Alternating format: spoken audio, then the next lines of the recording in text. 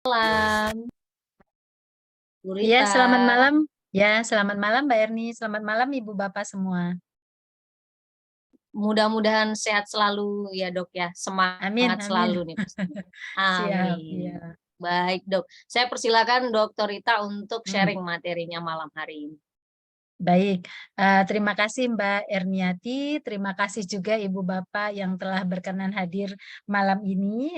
Mungkin ada yang ikut sesi pertama kemarin ketemu saya dan hari ini ketemu kembali. Tetapi yang baru ketemu ya salam kenal. Malam ini kita lanjutkan pembahasannya. Kalau pertemuan pertama saya mengantarkan ke Ibu Bapak terkait dengan bagaimana pemenuhan gizi untuk seorang pemain tenis gitu ya. Tapi hari ini kita fokus pada untuk makanan recovery. Jadi kalau setelah berlatih yang berat atau bertanding, nah kita membutuhkan recovery supaya tetap punya performa yang lebih baik untuk kedepannya. Kira-kira seperti itu. Baik, saya ucapkan salam terlebih dahulu. Assalamualaikum warahmatullahi wabarakatuh. Salam sejahtera untuk kita semua. Salam Om Swastiastu, Namo Buddhaya, salam kebajikan.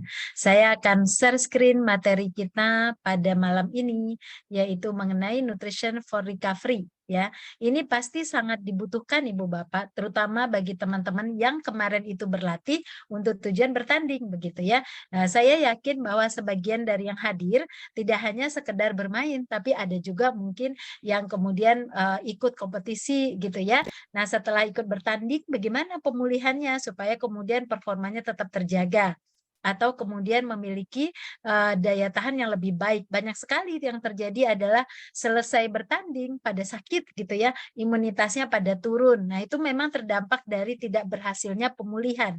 Atau malah beberapa saat setelah bertanding mengalami cedera gitu, mulai terasa badannya DOMS itu delay onset muscle, jadi nyeri pada ototnya muncul di hari kedua atau hari ketiga, atau kemudian kakinya menjadi kram pada bagian tertentu, itu sering dirasakan. Atau lelah berkepanjangan Ibu Bapak. Jadi misalnya nih selesai lombanya hari Minggu, nah, nanti dia lelah Senin Selasa masih wajar. Tapi kalau lelahnya sampai 1 minggu nggak selesai-selesai lelahnya, ini salah satu bentuk atau indikasi bahwa recovery kemarin tidak berhasil begitu. Nah, kondisi ini juga sering muncul tidak hanya pada saat setelah kompetisi, tapi juga bisa terjadi ketika setelah berlatih intens. Mungkin pada waktu tertentu Ibu Bapak berlatihnya lebih intens nih, mungkin untuk kenaikan performa atau kenaikan kelas latihannya. Nah, setelah itu kalau nggak di recovery, itu juga bisa terjadi kelelahan yang berkepanjangan, performa yang menurun, imunitas yang menurun, kemudian jadi gampang sakit gitu ya. Kemudian tubuhnya terasa lebih terjadi peradangan, itu dampak dari proses recovery yang tidak berlangsung maksimal. Nah, itulah hari ini kita bahas. Kita akan mencari tahu seperti apa recovery itu. Ini judulnya Nutrition for Recovery ya. Teman-teman yang punya Instagram boleh cek Instagram saya juga untuk melihat seperti apa kiprah gizi yang sering saya munculkan di Instagram. Jadi semuanya penuh dengan edukasi-edukasi gizi ya. Nah, agendanya kita ngebahas pertama, apa sih tujuan pengaturan makan untuk recovery? Seberapa penting? Apa tujuannya? Kita bahas itu. Lalu kita cek parameter status hidrasi yang suka terabaikan setelah bertanding. Jadi terasa tidak haus, lalu lupa mengganti cairan, ternyata ini berdampak pada performa berikutnya. Lalu strategi pengisian glikogen, saya yakin ketika bertanding semua tenaga, energi dan lain sebagainya akan digunakan lebih tinggi di atas rata-rata kemampuannya. Itu bisa membuat glikogen di otot kosong Ibu Bapak. Kalau glikogen otot kosong itu kita akan lelah setelahnya. Nah, ini saatnya kita mengisi kembali glikogen itu. Nah, ini strategi harus kita terapkan setelah bertanding. Lalu beberapa keseimbangan zat gizi, tidak jarang banyak yang mengalami kerusakan-kerusakan pada alat gerak. Misalnya sendinya terasa lebih kaku, sendinya terasa lebih panas gitu ya, lebih meradang. Itu semua dampak dari ketidakseimbangan akibat tidak dilakukan recovery setelah berlatih. Kira-kira ini pembahasannya. Terakhir adalah kesimpulan. Nah, mari kita lihat yang pertama. Apa sih tujuan pengaturan makanan untuk recovery setelah bertanding? Yang pertama adalah mengganti cairan dan elektrolit. Ibu bapak, cairan dan elektrolit harus tergantikan di 2 jam pertama. Kalau lewat dari 2 jam itu telah terjadi keausan pada sel kita. Ya walaupun setelah 2 jam ibu bapak baru merasakan keinginan minum, lalu minum setelah itu tetap sudah terjadi gangguan pada sel kita. Aus. Jadi namanya sel kita itu mengalami keausan di mana dia kering dan ini akan berdampak pada risiko dia sulit untuk digerakkan menjadi lebih baik. Jadi artinya sistem geraknya pada sel yang aus itu tidak akan berkembang sempurna. Jadi merusak performa kita pada waktu akan berlatih berikutnya atau bertanding berikutnya. Jadi ingat kata kuncinya 2 jam pertama kita sudah harus selesai merecovery cairan tubuh kita atau proses rehidrasi telah berlangsung tuntas. Nah, yang kedua, kita mengisi kembali simpanan glikogen otot. Menariknya, simpanan glikogen otot puncaknya hanya berlangsung di 30 menit pertama setelah bertanding. Jadi kalau selesai bertanding jam 12, maka paling telat 12.30 kita udah mulai mengisi simpanan glikogen tahap awal dari jenis sukrosa. Kalau telat dari 30 menit, maka performa menurun sekian persen. Nanti kita cek itu, tapi artinya kita punya punya strategi 30 menit pertama setelah bertanding itu masa untuk recovery glikogen otot. Lalu tujuan ketiga, kita memperbaiki kerusakan-kerusakan yang disebabkan oleh pertandingan. Mungkin pada saat itu penggunaan sendinya di atas kemampuan rata-rata, penggunaan tulang, penggunaan otot, yang pasti saja mengalami beberapa kerusakan. Itu harus diperbaiki segera agar tidak terjadi akumulasi. Ya, karena kalau terjadi akumulasi itu bisa berdampak pada tidak luasnya gerakan kita. Jadi gerakan kita menjadi lebih sempit setelahnya gitu. Menyeimbangkan hormon. Pernahkah ibu bapak merasakan bawaannya bete aja gitu, nggak mood aja. Jadi setelah bertanding itu bawaannya marah aja, bawaannya bete aja, nggak semangat aja gitu ya. Karena memang saya bertanding banyak sekali hormon-hormon kita yang berfluktuasi tidak normal gitu. Karena terganggu homeostasisnya itu akibat kita bergerak di atas kemampuan rata-rata. Harus dikembalikan, kalau enggak nanti ibu bapak bawaannya emosi aja gitu ya, marah aja, males aja, itu karena hormonnya atau malah nggak ngerasain bahagia gitu. Itu harus kita pulihkan. Nah, yang paling penting lagi meningkatkan imunitas. Betapa banyak kita-kita yang ketika berlatih di atas kemampuan rata-rata, setelahnya kita mengeluh demam, badan seperti meriang begitu ya. Itu wajar memang karena pada saat berlatih di atas kemampuan rata-rata atau bertanding tadi yang kita keluarkan energi maksimal, sel imunitas kita ikut terganggu. Penelitian mengatakan Ibu Bapak, saat setelah berlatih itu terjadi peningkatan jumlah sel darah putih. Itu pertanda dia waspada. Dia sedang waspada. Nah, kalau tidak kita berikan makanan yang tepat, dia melemah setelahnya. Nah, disitulah kalau ada virus, ada bakteri, kita mudah sekali terinfeksi pada saat itu karena setelah berlatih sel-sel darah putih kita akan mengalami penurunan fungsi gitu. Karena kelamaan bersiaga ya. Jadi bersiaga tuh gini, ketika ibu bapak bertanding itu pasti ibu bapak akan bernafas lebih cepat kan.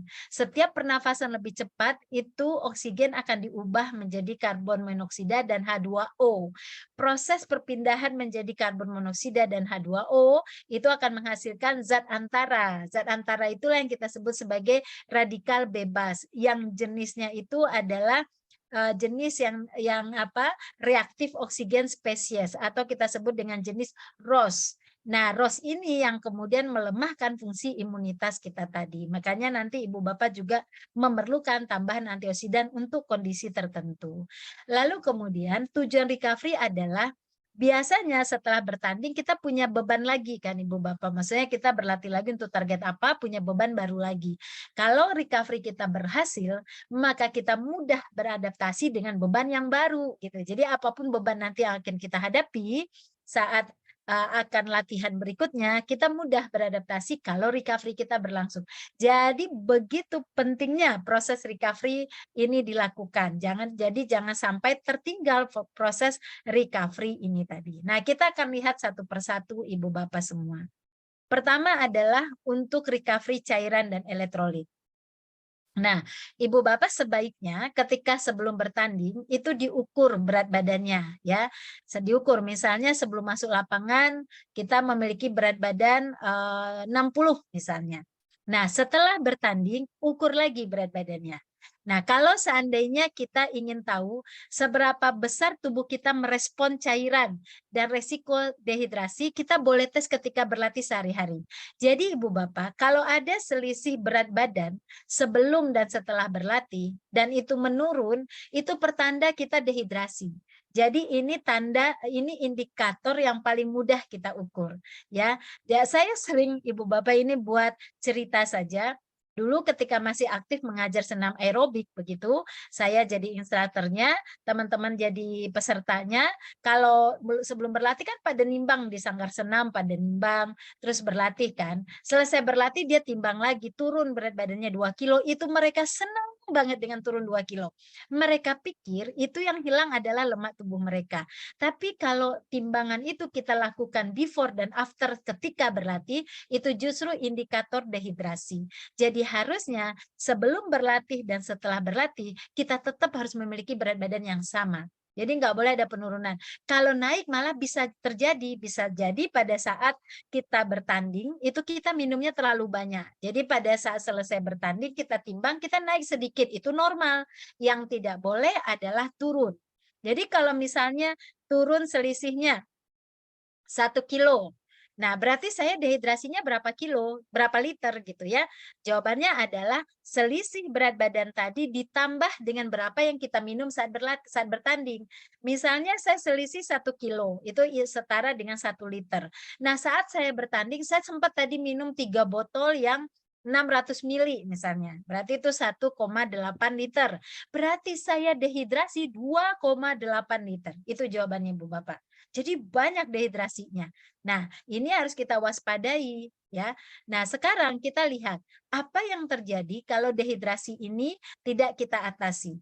Kalau dehidrasinya 2% aja, 2% artinya berat badan awal 60 ya. Terus kalau misalnya jadi 58, 60 bagi 58 dibagi 60 kurang 58 dibagi 60. Jadi misalnya 60 kurang 58 dapat 2 kilo dibagi 60. Nah, berarti 2 bagi 60 nah 0, berapa. Nah, itu kalau selisihnya 2% ya, pengurangan itu akan terjadi kerusakan pengaturan suhu, daya tahan otot kita akan menurun. Jadi kita akan merasa otot kita itu agak lemah begitu. Nah, kalau 4% itu bisa cedera pada beberapa saat setelah bertanding. Jadi nanti hari ketiga kita cedera gitu. Padahal nggak ngapa-ngapain lagi gitu. Kalau sampai 6-8% itu udah bisa heat stroke. Bahkan bisa kematian ya. Jadi heat stroke itu yang panas yang dihasilkan akibat tubuh kehilangan cairan gitu. Jadi nggak hanya karena panas matahari, tapi karena tubuh tidak memiliki cairan. Nah ini bahaya. Ibu Bapak. Nah, ini yang nggak boleh terjadi gitu, karena ini merusak performa teman-teman semua. Nah, sekarang bagaimana cara kita mengganti cairan itu? Jadi strateginya adalah selesai berlatih itu, Ibu Bapak akan memiliki konsentrat cairan yang jumlah cairannya menurun, tapi konsentratnya akan padat itu. Ya, karena banyak cairan yang hilang lewat keringat, sedangkan elektrolitnya sebagian hilang, tapi sebagian tidak. Nah, jadi terkonsentratlah dia. Caranya adalah pada saat itu kadang-kadang ibu bapak tidak merasakan haus. Nah, jangan pakai haus indikator untuk minum. Tapi kita pakai indikator adalah pertama selesai berlatih harus segera direhidrasi dan berakhir proses rehidrasi itu di 2 jam pertama. Jadi kalau misalnya selisih berat badannya 1 kilo, lalu yang diminum tadi 1,8 liter, berarti Ibu Bapak harus mengganti dalam 30 menit pertama 2,8 liter. Cukup banyak kan? 2,8 liter dalam 2 jam pertama, bukan 30 menit, dalam 2 jam pertama harus selesai itu 3,8 liter. Tentu saja nggak semua orang bisa minum itu gitu. Nah, strateginya dikatakan kalau ibu bapak selesai berlatih dipancing dengan cairan elektrolit, ya, cairan elektrolit, cairan yang merupai cairan tubuh, di situ ada komponen natrium, kalium, dan beberapa mineral dengan gulanya yang sedikit, itu dengan proporsi yang tepat, itu menyerupai cairan tubuh. Dikatakan kalau kita mengkonsumsi itu pada saat kita konsentrat cairan meningkat, justru menimbulkan rasa haus. Nah, rasa haus ini kita pakai untuk teman-teman bisa minum sampai 2,8 liter sampai 2 jam ke depan gitu. Ya. Nah, cuman cairan itu juga bisa diserap oleh tubuh itu per 500 cc dalam per 15 menit gitu. Jadi maksud saya, misalnya selesai berlatih di jam 1. Jam 1 minumlah 500 cc, nggak boleh 1 liter langsung, nggak boleh 2 liter langsung, dia tidak akan diserap. Dan itu justru mengganggu proses pencernaan dan mengencerkan zat-zat di dalam tubuh termasuk hemoglobin bisa encer. Akibatnya ibu bapak nanti mengalami sport anemia. Jadi kekurangan sel darah merah tapi bukan karena sel darah merahnya rusak, tapi karena tingginya jumlah cairan gitu ya. Nah, itu satu bisa menyebabkan hal itu terjadi. Nah, oleh karena itu kita hanya bisa anjurkan per 500 cc. Jadi kalau jam 1 500 cc kita jedah dulu. Nah, nanti 15 menit kemudian 500 cc dengan target 2 jam kelar 2,8 liter tersebut. Nah, orang-orang yang tidak memiliki rasa haus nggak bisa habis 500 cc. 500 cc itu kan sama dengan 1 botol aqua yang 600 ml itu. Lebih kurang kayak gitulah bentuknya 500 cc. Ada orang yang nggak bisa minum sekaligus segitu, makanya dipancing rasa hausnya dengan memberikan cairan elektrolit terlebih dahulu. Nah, gitu ya, teman-teman semua. Itu strategi pertama. Nah, selesailah recovery pertama kita. Tetapi kita tahu, ada yang terjadi adalah kelelahan yang berkepanjangan. Penyebab paling umumnya adalah ketika berlatih dengan durasi, ketika bertanding dengan durasi yang lebih panjang, dan kemudian intensitasnya tinggi, maka yang dikuras di dalam tubuh teman-teman semua itu adalah glikogen di otot. Jadi pada saat itu glikogen di otot teman-teman akan menipis. Nah, hati-hati, glikogen kalau di otot menipis, yang terjadi adalah kelelahan terus-menerus gitu. Nggak akan punya tenaga. Nah, kita ketahui glikogen itu terbentuk dari karbohidrat. Tetapi perlu diperhatikan kombinasinya, jenisnya, dan waktu pemberian yang unik gitu. Nah, karbohidrat itu kan ada 2 jenis ya teman-teman. Yang sederhana itu kayak gula pasir, gula merah, gula aren ya, gula batu, madu, konsentrat buah gitu, sirup maple, itu masuk yang sederhana.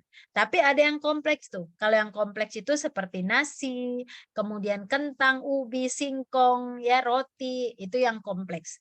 Nah, bagaimana cara kita memilih ini untuk merecovery glikogen kembali terisi dalam 30 menit pertama. Jadi beda tuh. Kalau cairan dalam 2 jam pertama, kalau glikogen otot dalam 30 menit pertama, gitu ya. Nah, caranya adalah pertama, ketika konsumsi di 30 menit pertama, kita bisa mengkonsumsi karbohidrat itu 1 gram per kilogram berat badan ya. Jadi misalnya ibu bapak punya berat badan 60 gram.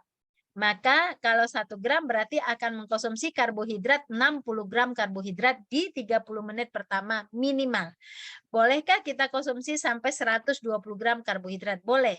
Seperti apa bentuk 60 gram karbohidrat itu? Saya berikan contoh. Cracker yang ditabur gula ya, itu kalau 4 keping itu karbonya bisa 40 gram di situ. 4 keping itu 40 gram. Kita butuh tadi minimal 60 gram. Berarti kalau kita mengkonsumsi itu kita pakai 6 keping.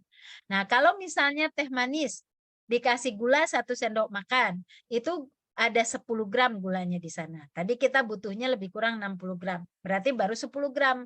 Nah, kalau dikasih nanti si crackernya 4 keping, dapat 6 keping dapat 40 gram. Totalin aja 60 gram. Atau pakai roti dipanggang dikasih selai coklat. Roti dipanggang kalau dia 2 itu karbonya bisa 30 gram. 2 lembar. Ditambah selai coklat itu 1 sendoknya 10 gram. Kalau 2 20 gram. Nah, dapat tuh 50 gram. Belum cukup kan? Kita recovery-nya adalah 60 gram. Tetapi pembelian karbohidrat ketika 30 menit pertama itu harus yang mudah cerna. Nanti kita cek ya. Nah, kenapa kita harus mengkonsumsi dalam 30 menit pertama? Karena pada saat 30 menit pertama itu glikogen akan mudah terbentuk dan segera mengisi kekosongan di otot. Makanya kita pakai 30 menit. Kalau lewat dari situ dia tidak berdampak gitu. Dan waktu konsumsinya itu memang masa pemulihan itu dikonsumsi, nanti ada target setelahnya per 2 jam ya. Jadi kalau kita lihat setelah dipulihkan di 30 menit pertama, seterusnya per 2 jam makan tuh karbohidrat untuk mencegah kelelahan yang berkepanjangan. Nah, lalu jenisnya apa? Nah, ini menariknya teman-teman, kalau sebelum berlatih jangan sentuh sukrosa. Jangan sentuh minuman manis yang bersumber dari gula pasir, gula aren, gula Jawa, jangan sentuh itu karena justru risiko rebound fenomena. Tapi setelah bertanding justru sentuh itu gitu ya. Jadi 30 menit setelah bertanding kalau ibu bapak konsumsi cracker pakai totolan gula itu kan sukrosa ya. Atau pakai roti panggang kering dikasih selai coklat itu sukrosa ya, atau teh manis sukrosa itu justru mempercepat glikogen terbentuk. Nah, itulah uniknya penggunaan karbohidrat. Jadi nggak ada gula yang jelek untuk seorang atlet, tapi untuk saya yang bukan atlet bisa jadi gula jelek. Tapi untuk teman-teman yang atlet atau teman-teman yang insan olahraga nggak ada itu yang namanya gula jelek. Cuman gula itu jelek kalau tidak pas penempatannya. Nah, kalau penempatannya ditaruh di 30 menit pertama, justru itu bagus. Itu merangsang glikogen di ototnya ibu bapak. Sehingga kalau glikogen otot itu bagus untuk berikutnya itu akan lebih mudah gitu ya. Nah, sekarang kita lihat strateginya ini. Dikatakan kalau ibu bapak misalnya nih mengkonsumsi segera 30 menit itu berlatih menggunakan 2 gram per kilogram berat badan. Kalau tadi kan saya tawarkan 1 gram ya, tapi penelitiannya mengatakan kalau 2 gram berarti kalau berat badan Bapak Ibu 60 gram, berarti harus 120 gram dalam 30 menit pertama gitu ya, itu akan meningkatkan penyimpanan glikogen itu gitu. Jadi glikogen itu akan meningkat sebanyak 2 gram per kilogram berat badan. Jadi banyak tuh 120 gram glikogen akan tertahan di dalam sel otot segera pada saat itu. Kenapa? Karena dikatakan segera setelah bertanding atau berlatih, otot kita lebih sensitif terhadap insulin. Itu satu. Jadi insulin adalah hormon yang bisa merubah glukosa menjadi energi dan karena otot sensitif energi itu langsung bisa dimasukkan ke dalam sel-sel otot tadi. Dan ditambah lagi pada 30 menit selesai berlatih itu aliran darah kita lebih tinggi. Jadi lebih mudah untuk mendorong si glikogen itu masuk ke otot-otot tadi. Tetapi kalau teman-teman kemudian memutuskan konsumsi karbohidratnya setelah 2 jam bertanding, maka perbaikan sintesa glikogen hanya 66% saja, rugi kita. Kalau di 30 menit pertama kita dapat 100%. Tapi kalau 2 jam setelah bertanding hanya 66%. Sebaliknya, kalau 4 jam, misalnya bertandingnya selesai jam 4, ibu bapak baru makan karbo di jam 8, sisanya cuma minum aja. Itu pembentukan glikogen otot hanya 44% aja. Jadi malah itu berdampak pada performa berikutnya turun karena berlatih berikutnya itu udah nggak memiliki glikogen yang pas, harus karbohidrat loading kalau memang itu terjadi gitu ya. Nah, bentuknya itu bebas. Ibu bapak boleh pilih cair, boleh pilih padat juga, sintesanya sama, fungsinya sama. Ini hanya masalah selera ya. Masalah selera saja. Contohnya, kalau ibu bapak pilih yang padat, misalnya kayak cracker, snack bar gitu dalam 30 menit pertama, kita lebih bervariasi di rasa. Jadi orang-orang yang masih pengen ada sensasi rasa, mungkin padat lebih enak ya bagi dia. Dia akan bisa mengunyah gitu ya, bisa bervolume gitu dan bisa kenyang gitu. Nah, tapi kelemahan padat itu adalah mungkin 30 menit pertama selesai bertanding jantung ibu bapak masih deduk masih merasa kayak mungkin kalau menang masih merasa euforia gitu ya. Jadi nafsu makannya belum muncul. Sebaliknya kalau kalah ibu bapak juga terpikirkan terus, juga belum muncul. Maka kalau dikasih padat mungkin nggak menikmati gitu. Nah, kalau ini yang terjadi secara psikologis ibu bapak lebih down atau lebih senang banget gitu ya, mungkin ini nggak pilihan yang baik. Ibu bapak bisa pilih yang karbo cair.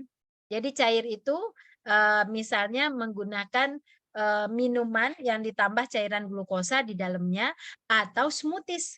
Jadi cairan glukosa kemudian kita kasih di sana biskuit ya kan? Biskuit regal misalnya atau yang ada yang apa namanya karbo yang baik yang lebih berserat itu dengan pisang mungkin sedikit buat rasa, itu bisa kita blender jadi smoothies gitu ya. Bisa ambil yogurt yang mengandung gula, jadi bukan yogurt yang plain, tapi yang mengandung gula, jadi smoothies. Nah, konsumsi sebanyak misalnya 60 gram proteinnya.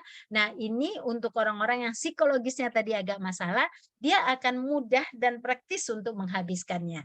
Dan otomatis juga cairannya masuk juga. Jadi kalau tadi ada yang, saya rasa hausnya belum muncul.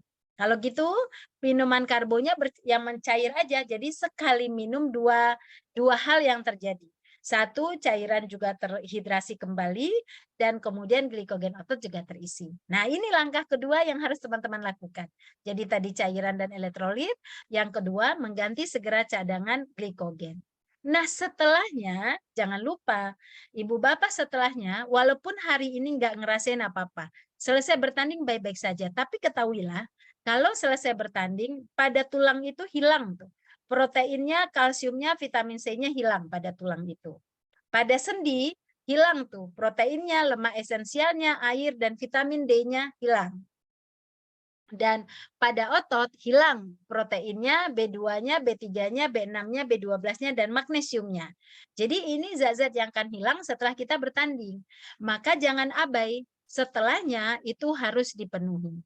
Nah, saya concern pemenuhan protein ini. Walaupun nanti ibu bapak penuhi vitamin D-nya, penuhi vitamin C-nya, penuhi kalsiumnya, penuhi lemak esensialnya, penuhi B2, B3, B6, B12-nya, penuhi magnesiumnya. Itu harus dilakukan selama masa recovery itu. Jadi seluruh makanan sumber ini harus muncul. Kayak apa jenis makanannya nanti kita lihat. Tapi saya mau sempurnakan di protein dulu Ibu Bapak. Karena protein ini vital untuk semua alat gerak kita. Jadi tulang itu akan terbangun kembali ketika proteinnya cukup. Sendi akan tercegah dari peradangan ketika proteinnya cukup. Otot juga demikian, akan segera pulih kalau proteinnya cukup. Nah, kalau begitu, protein ini kita harus hadirkan di setiap waktu makannya Ibu Bapak setelah 2 jam selesai recovery itu tadi. Tetapi ingat bahwa ketika pemenuhan protein, Ibu Bapak pasti sudah paham pada pertemuan pertama kemarin saya sudah sounding jenis-jenis bahan makanan sumber protein yang boleh dikonsumsi oleh insan olahraga dan atlet. Jadi nggak seperti kita-kita yang bisa aja konsumsi misalnya ayam goreng tepung begitu ya. Tentu untuk teman-teman nggak demikian karena teman-teman orang yang istimewa kan, orang yang bisa berlatih di atas rata-rata kemampuannya. Jadi nggak mungkin dong makanannya sama kayak saya ayam goreng tepung atau tempe orek begitu. Tapi pilihlah protein yang memang jenis proteinnya tidak banyak mengalami kerusakan. Misalnya memilih telur rebus atau ayam bagian dada ditumis atau diongseng atau dibumbuin bumbu tertentu misalnya, atau pakai salmon atau pakai ikan pepes atau pakai aneka kacang rebus misalnya. Nah, itu adalah protein-protein pilihan atau susu non-fat, skim milk gitu ya, atau whey protein. Nah, itu adalah protein yang baik untuk ibu bapak karena tidak mengandung lemak yang jenuh dan kemudian proteinnya tidak mengalami kerusakan. Tetapi protein ini baru bisa dimetabolisme kalau pertama B12-nya terpenuhi. Ya, jadi B12 itu fungsinya adalah jadi kan nanti ibu bapak selesai bertanding kan energinya habis tuh. Nanti kan makan karbohidrat, protein, dan lemak. Tiga-tiganya ini kan menghasilkan energi. Nah, energi ini mau dipakai untuk otot yang masih berkontraksi. Jadi, selesai bertanding jangan kira selesai kontraksi otot ya Ibu Bapak. Dalam 1 hari bisa aja otot berkontraksi terus. Bisa Ibu Bapak, bahkan besok hari itu masih bisa. Makanya nggak heran ada yang kramnya terjadi setelah 2 hari loh. Latihannya 2 hari yang lalu, kramnya kok sekarang gitu ya. Karena kontraksi berlangsung, cuman iramanya udah pelan gitu. Nah, kalau pada saat kontraksi tidak ada energi, disitulah bisa resiko kram atau resiko kemudian cedera pada area sana. Jadi untuk menghasilkan energi pada kontraksi otot yang berlangsung ini, disitulah dibutuhkan vitamin B12. Nah, vitamin B12 itu kalau di makanan ada di semua jaringan hewani atau makanan yang difortifikasi vitamin B12. Misalnya ibu bapak pilih sereal, cek tuh. Oh, ada vitamin B12 dalam serealnya. Itu bagus. Atau pilih susu. cek, oh ada fortifikasi B12, itu bagus gitu. Atau kita memang tidak boleh, jadi gini, bolehkah vegetarian gitu ya, atau vegan? Kalau ibu bapak tidak ada alasan khusus untuk vegan, sebaiknya kan tidak. Kita pakai jaringan hewani. Tapi itu udah ada B12-nya. Tapi kalau ada kewajiban khusus untuk vegan, ibu bapak harus vegan. Kita pun bisa carikan makanan nabati yang difortifikasi vitamin B12. Nah, yang kedua nih, biotin. Saya kasih nanti makanannya supaya ibu bapak jadi paham, oh dalam setelah pemulihan bertanding, jangan sampai saya nggak makan ini, gitulah ya contohnya. Nah, biotin itu energi yang memproduksi energi dari zat makro tadi, dari 3 zat makro tadi, sumber energi otot juga. Jadi biotin ini dia menyempurnakan B12 tadi, sama-sama nanti memberikan energi untuk otot. Kalau B12 mencegah kontraksi berlebihan, kalau si biotin memang memberi energi pada otot itu tadi gitu. Nah, di mana biotin itu? Kuning telur. Jadi kalau masa pemulihan, ibu bapak boleh makan kuning telur. Misalnya setiap hari saya makan 1 butir, bagus. Lalu boleh ditambah dengan kacang-kacangan, misalnya kacang tanah rebus, jangan digoreng. Ibu bapak nggak bisa digoreng karena lemak jenuh justru mencegah recovery ini maksimal gitu. Jadi jangan dilakukan itu sampai benar-benar staminanya pulih ya. Atau kacang almond atau oat pun bisa, itu ada biotinnya. Tapi memang biotin tertinggi pada kuning telur. Jadi nggak boleh tuh kuning telur dibuang semua gitu ya. Sebagian harus dikonsumsi sebagai sumber biotin. Nah, kita lihat lagi. Jadi udah tadi makanannya, kita pindah B2. B2 ini juga dia berkolaborasi dengan B12 itu juga untuk meningkatkan sumber energi pada kontraksi otot itu tadi gitu. Nah, cuman dia butuh peningkatan tajam karena penelitian kita menemukan tuh Bapak Ibu Bapak bahwa ketika seseorang selesai bertanding pasti B2 di dalam darahnya signifikan menurun. Nah, inilah penelitiannya. Oleh karena itulah B2 jangan sampai nggak terpenuhi. Nah, kita bisa suplementasi kan.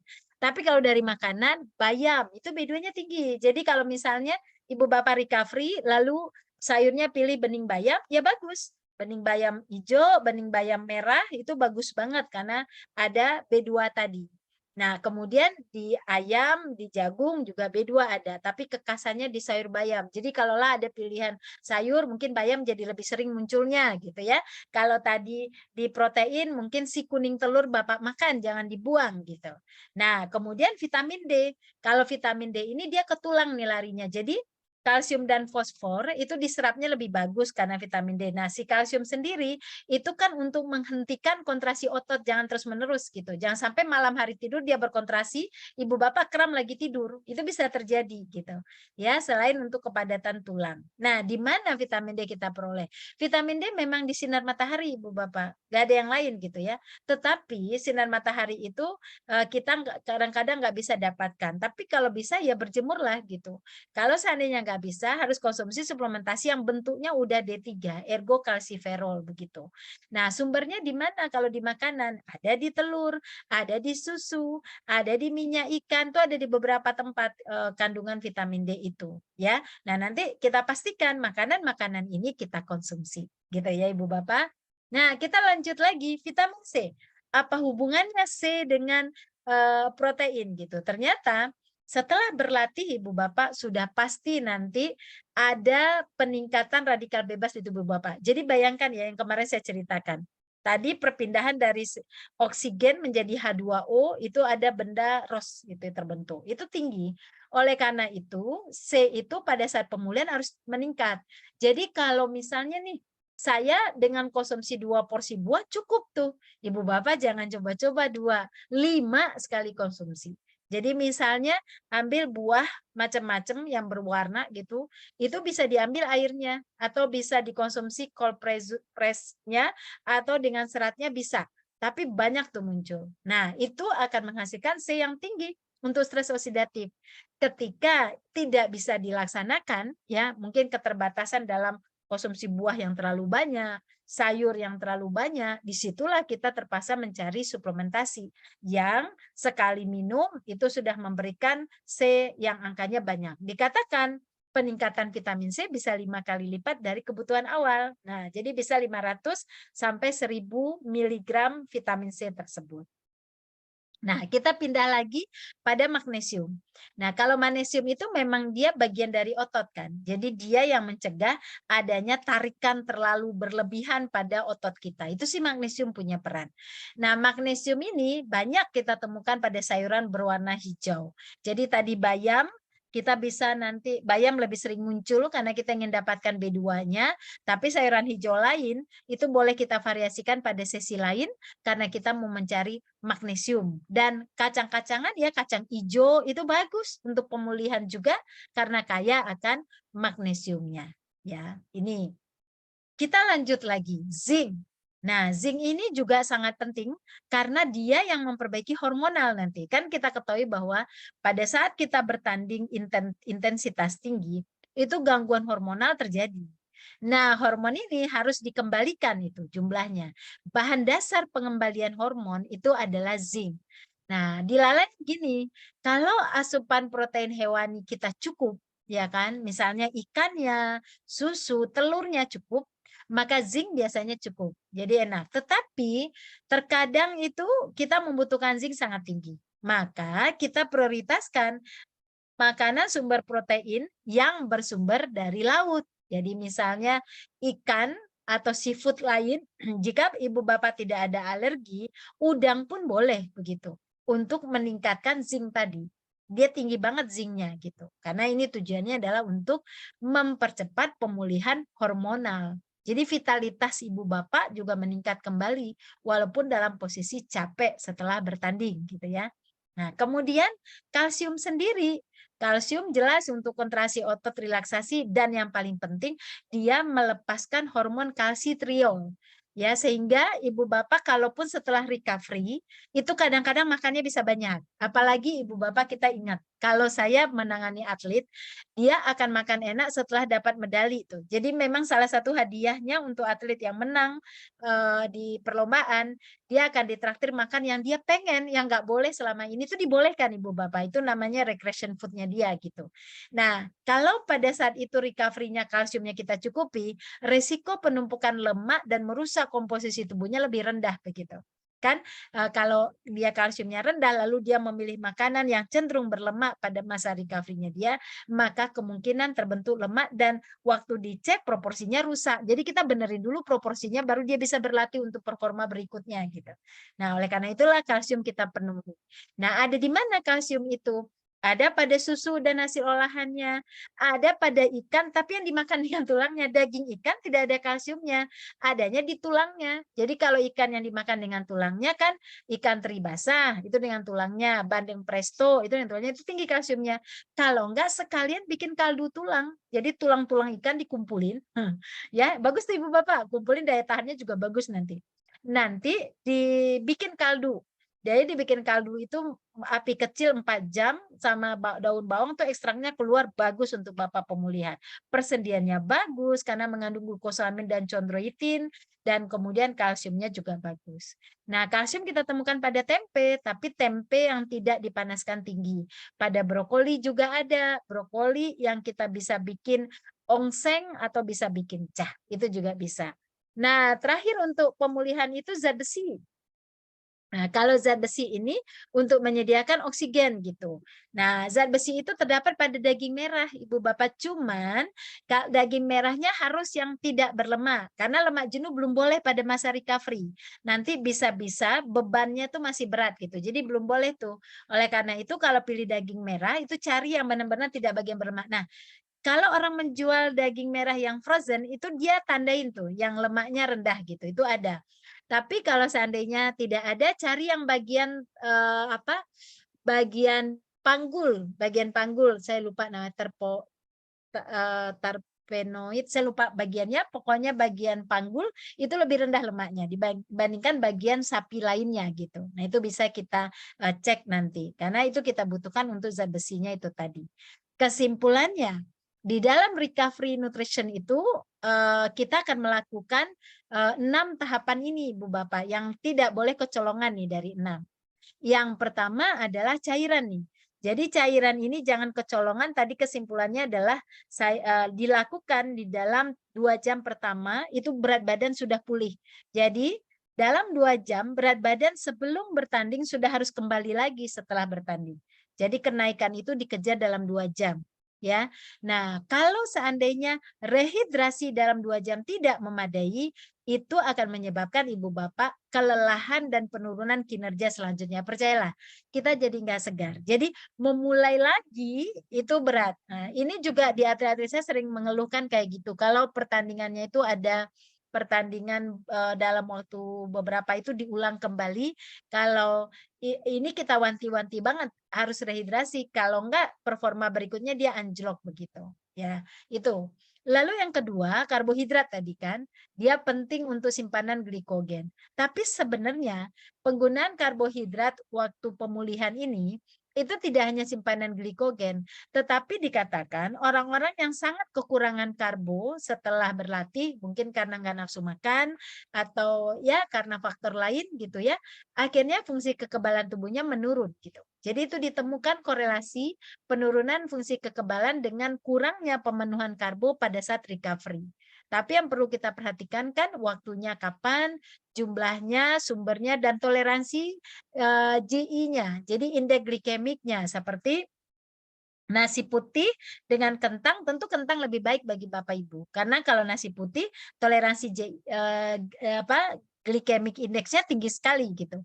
Tapi ketika nasi putih ini dipadu-padankan dengan sayur yang cukup, itu indeks glikemiknya juga bisa turun gitu. Nah, ini kesimpulan kedua. Nah, kesimpulan ketiga protein tadi yang saya sounding ya, penting banget untuk perbaikan dan pertumbuhan otot selama pemulihan gitu ya. Jadi protein ini juga sama kayak karbo, dia punya peran besar untuk memelihara kinerja sel-sel darah putih yang cenderung menurun setelah bertanding. Jadi saat bertanding sel darah putih siaga, itu kalau dicek tinggi semua angkanya. Tapi selesai bertanding dia ngedown ya. Nah, disinilah kita jaga dia kelelahan, jangan sampai tentara lain tidak berperan. Oleh karena itu pemenuhan protein itu mengingatkan tentara lain untuk menggantikan posisi yang imunitas yang sudah menurun ini tadi gitu. Tapi tetap waktunya konsumsinya, jumlahnya, dan sumber tadi. Sumber itu adalah dari yang berlemak atau tidak berlemak, itu perlu kita perhatikan. Nah, kesimpulan yang ketiga, yang keempat, itu lemak sehat. Lemak sehat itu ada pada alpukat, ada pada olive oil, ya. Kemudian ada pada ya, itu kira-kira ya. Nah, ini harus muncul nih omega 3 ini. Jadi setelah recovery nggak ada salahnya alpukat itu jadi favorit dulu lah ya. Atau kalau nggak olive oil gitu ya. Nah, dia ini mempercepat penyembuhan peradangan setelah bertanding. Saat bertanding saya sudah katakan pasti terjadi peradangan. Oleh karena itulah lemak sehat harus dimasukkan, atau minyak ikan itu juga lemak sehat kan, fish oil gitu ya, salmon oil misalnya kayak gitu. Nah, dia juga bisa meningkatkan rasa kenyang, membantu penyerapan mikronutrien terutama A, D, E, K. Jadi vitamin A untuk imunitas, untuk sel epitel, D untuk prohormon, E untuk kolagen, K untuk sirkulasi darah, untuk apa namanya ya sirkulasi darah, pembekuan darah, itu semua akan terjadi, akan ditingkatkan penyerapannya kalau lemak sehatnya terpenuhi. Nah, kesimpulan kelima, antioksidan. Tadi kita udah bicara begitu banyak stres oksidatif yang nanti justru melemahkan kinerja sel-sel kita berikutnya gitu. Nah, itu sebenarnya ditemukan pada sayur, pada buah, atau formulasi-formulasi antioksidan tertentu. Di luar ini semua ada lain. Ibu bapak mengenal fitokimia misalnya klorofil, kolagen, beta karoten ya, antasianin, macam-macam jenis fitokimia itu yang bersumber dari buah, sayur, atau makanan lain yang dari kacang-kacangan, kayak misalnya kalau di kedelai itu isoflavon nama fitokimianya. Ini semua dibutuhkan untuk proses regenerasi sel. Nah, kalau ini kita temukan pada buah berwarna, sayur berwarna, kemudian kita temukan pada kaldu tulang, kita temukan pada apa namanya pada biji-bijian, juga pada kacang-kacangan tertentu gitu. Nah, itu semua nanti akan mempunyai peran yang potensial untuk mempercepat proses pemulihan. Nah, kalau sulit kita bisa cari dari formula yang tersedia. Nah, kira-kira inilah kesimpulannya Ibu Bapak semua terkait dengan bagaimana pengaturan gizi untuk recovery-nya kita, gitu ya. Dan ini tempat saya praktek di Jakarta, salah satunya di Royal Sport Performance Center Senen City, ya. Lalu saya founder dari Ramayulis Konsultan Indonesia, dan ini 36 buku gizi yang telah saya tulis dan beredar di Gramedia. Saya kira demikian paparan saya, Ibu Bapak. Semoga apa yang saya sampaikan bisa memberikan pencerahan lah ya untuk Ibu Bapak, sehingga nanti bisa punya ide saya mau atur kayak apa nih pola makan. Karena pola makan memang menjadi basic atau sumber tenaga untuk bisa tampil dengan performa yang baik. Saya kira demikian, kita bisa lanjut untuk tanya jawab. Saya kembalikan dulu ke Mbak Erniati. Monggo Mbak, silakan. Luar biasa, ini daging semua ya Bapak Ibu ya istilahnya ya. Jadi Bapak Ibu udah dapat informasi yang penting banget tuh, seperti cairan, waktu minumnya, terus berapa yang harus dikonsumsi gitu ya, kemudian karbohidrat, protein. Nah, kalau Bapak Ibu mungkin selama ini masih kurang mengkonsumsinya atau waktunya timingnya kurang tepat, nah mudah-mudahan dari sesi kita malam hari ini Bapak Ibu bisa mempraktekkan dengan proporsional dan juga timingnya yang tepat. Karena tadi bahkan yang karbohidrat itu gula aja yang kalau untuk Bu Dokter Rita sama saya yang istilahnya aktivitas fisiknya biasa-biasa saja, apalagi saya ya kalau Bu Rita masih banyak kayaknya. Itu tuntutan untuk glukosanya harus hati-hati banget. Tapi untuk Bapak Ibu yang seorang petenis aktif itu bisa, tapi timingnya tadi harus tepat ya. Sebelum kita masuk sesi tanya jawab nih Dokter Rita, saya sharing sedikit Ya, saja tentang siap. asupan suplementasi ya yang Bapak Ibu bisa jadikan opsi untuk mempercepat proses recovery-nya. Karena tentu salah satu benefit ya Bapak Ibu yang bisa didapatkan dengan bantuan suplementasi adalah dengan pastinya ya karena memang bentuknya lebih praktis ya. Pastinya tetap sumber utama nutrisi selalu dari makanan, kami selalu juga menekankan itu, nggak bisa jangan dibalik gitu ya. Jadi digenjot suplemennya makannya ngaco, jangan seperti itu juga. Apalagi Bapak Ibu semua seorang atlet yang memiliki aktivitas fisik yang luar biasa gitu ya. Jadi memang perlu kecukupan nutrisi yang istimewa dan luar biasa juga. Dan pastinya kalau ditanya sebetulnya dari sekian banyak brand yang ada di pasaran, kenapa Bapak Ibu bisa mempercayakan pilihan Anda kepada Yusana? Karena pastinya yang pertama memang produk ini sudah banyak digunakan oleh ribuan atlet di dunia dengan berbagai bidang olahraga, dengan berbagai cabang olahraga, dan pastinya atlet-atlet yang berprestasi nasional dan internasional. Kenapa banyak atlet yang menggunakan produk ini? Ya karena memang yang pertama perusahaan ini didirikan oleh seorang saintis Bapak Ibu ya, seorang imunologis gitu. Karena tadi ya seorang atlet juga kalau mereka recovery-nya nggak bagus kan tadi bisa mempengaruhi kekebalan tubuhnya juga ya.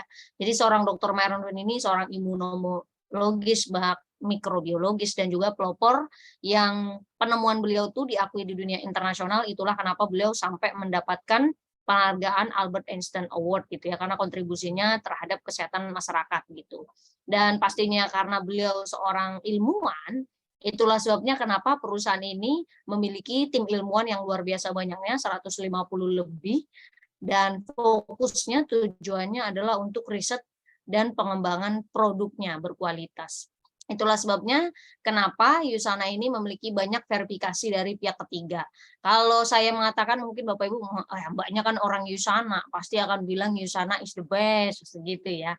Nah, that's why Bapak Ibu sebagai seorang konsumen harus lebih smart, harus lebih cermat menilai mana sih suplemen yang bisa mendukung pemulihan Bapak Ibu. Apalagi Anda semua adalah seorang insan luar biasa yang memiliki tadi aktivitas fisik yang luar biasa, istimewa intensitas dan frekuensinya, which is memang untuk mempercepat recovery-nya bisa banget dibantu dengan asupan suplementasi yang tepat. Di Yusana, karena memang kita berdasarkan saintis, Bapak Ibu berdasarkan riset, bukan gimmick marketing doang, bahkan Bapak Ibu kalau penasaran bisa cari sendiri, karena perusahaan kita public listed, ya sejajar seperti Apple, Google, dan segala macamnya perusahaan-perusahaan raksasa yang Bapak Ibu sering dengar. Jadi memang semua penelitian, semua data-data tentang perusahaan ini itu transparan karena tadi perusahaan publik, jadi semuanya bisa terlihat. Itulah kenapa produk-produknya juga yang dikeluarkan banyak dievaluasi atau diverifikasi oleh pihak ketiga.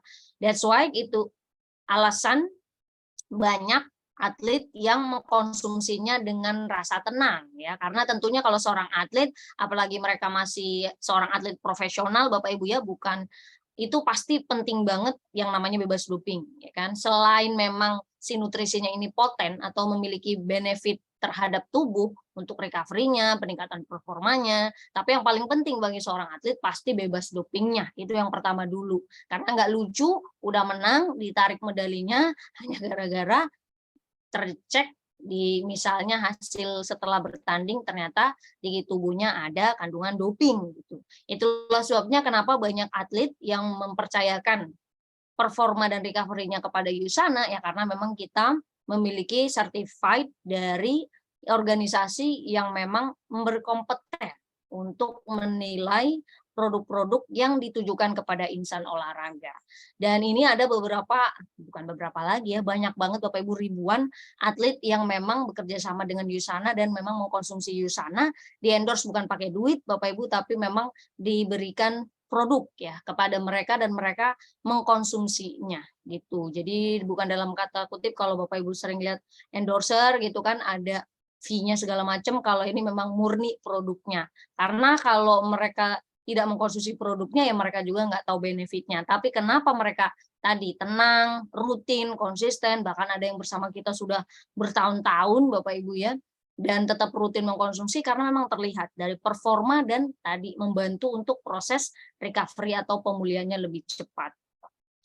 Dan tadi di awal mungkin Bapak Ibu yang bergabung di awal sudah melihat ada banyak sekali ribuan atlet yang mengkonsumsi produk USANA dari berbagai cabang olahraga karena tadi ini dijamin aman ya Bapak Ibu ya. Karena yang pertama aman dulu.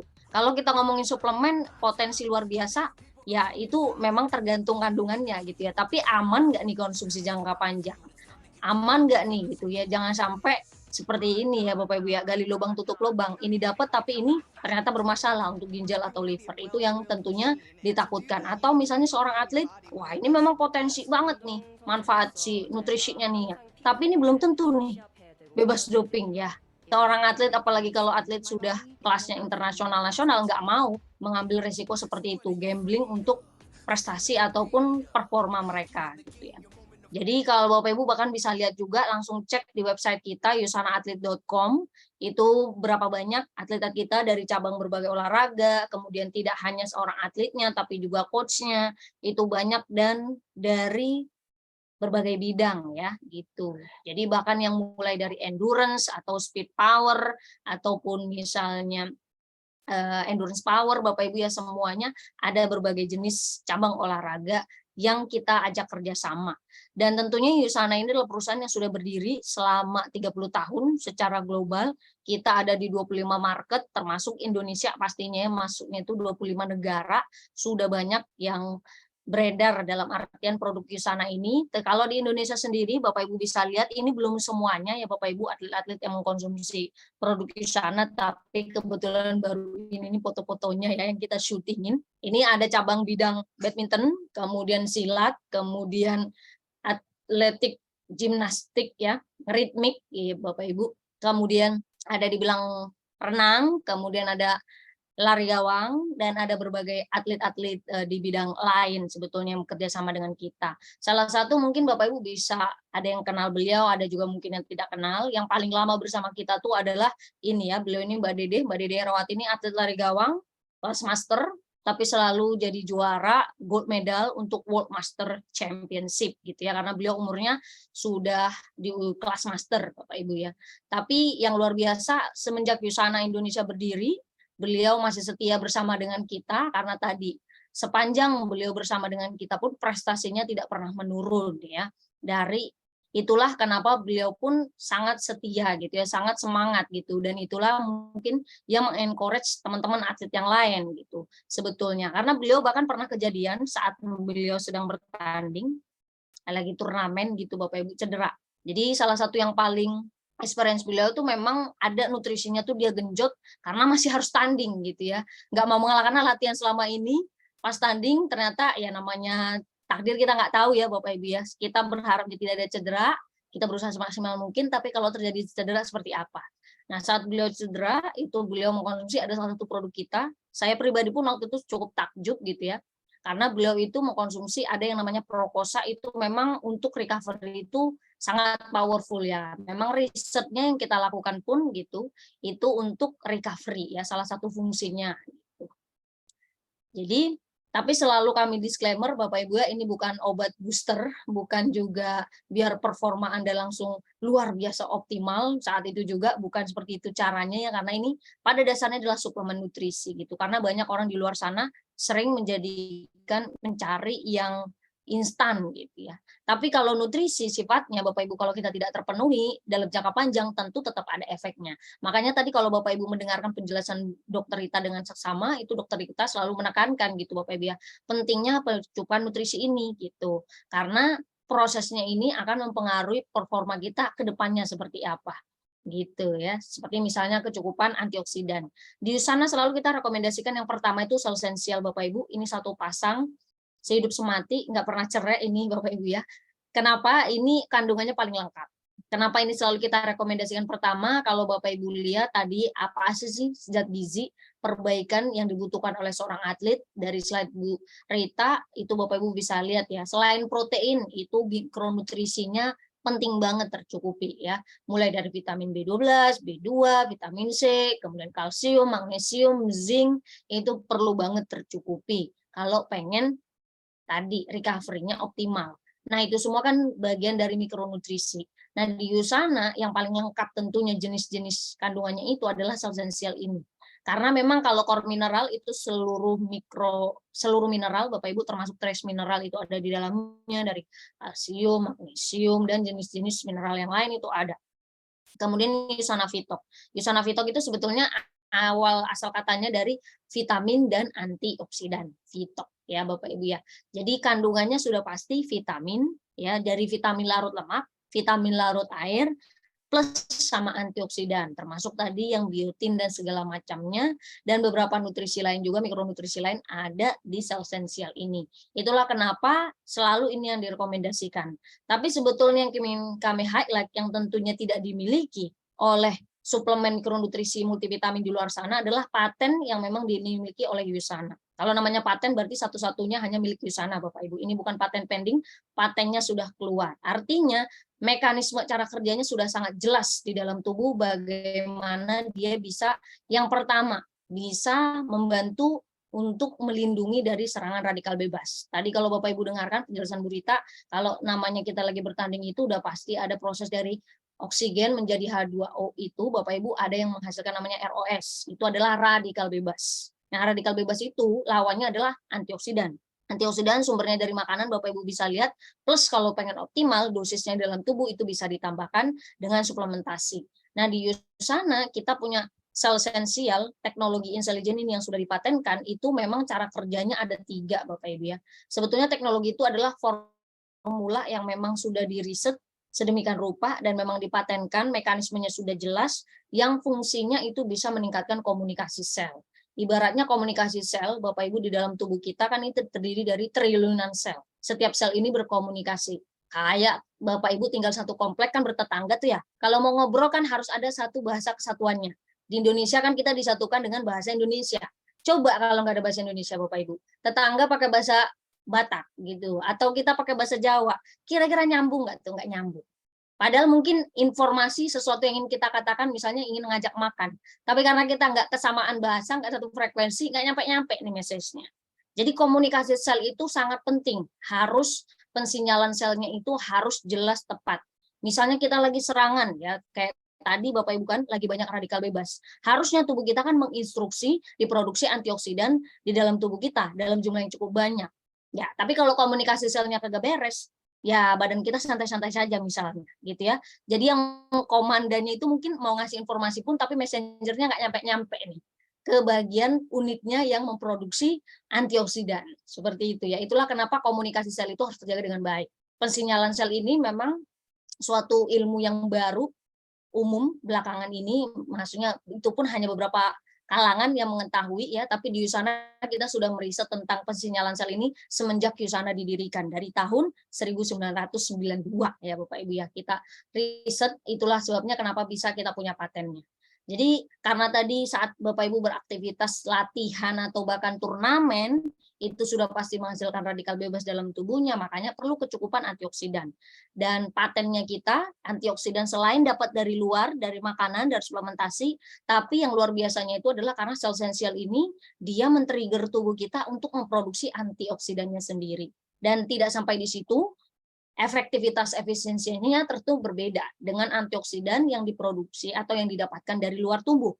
Karena antioksidan yang diproduksi di dalam tubuh, misalnya contoh Bapak Ibu ya, jenis glutathione, SOD dan segala macamnya, jenis-jenis bahasanya itu efektivitasnya satu, antioksidan bisa melawan ratusan radikal bebas. Jadi lebih efektif dan efisien gitu ya.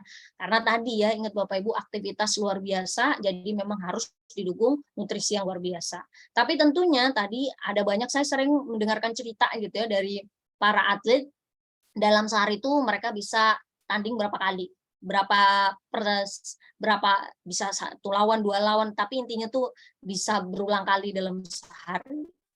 Nah, itu kan perlu kestabilan energi. Nah, untuk energi itu, pabrik energi dalam tubuh kita itu adalah satu organ yang namanya mitokondria. Nah, mitokondria ini Bapak Ibu itu bisa menua juga ya, sama kayak kita bisa menua.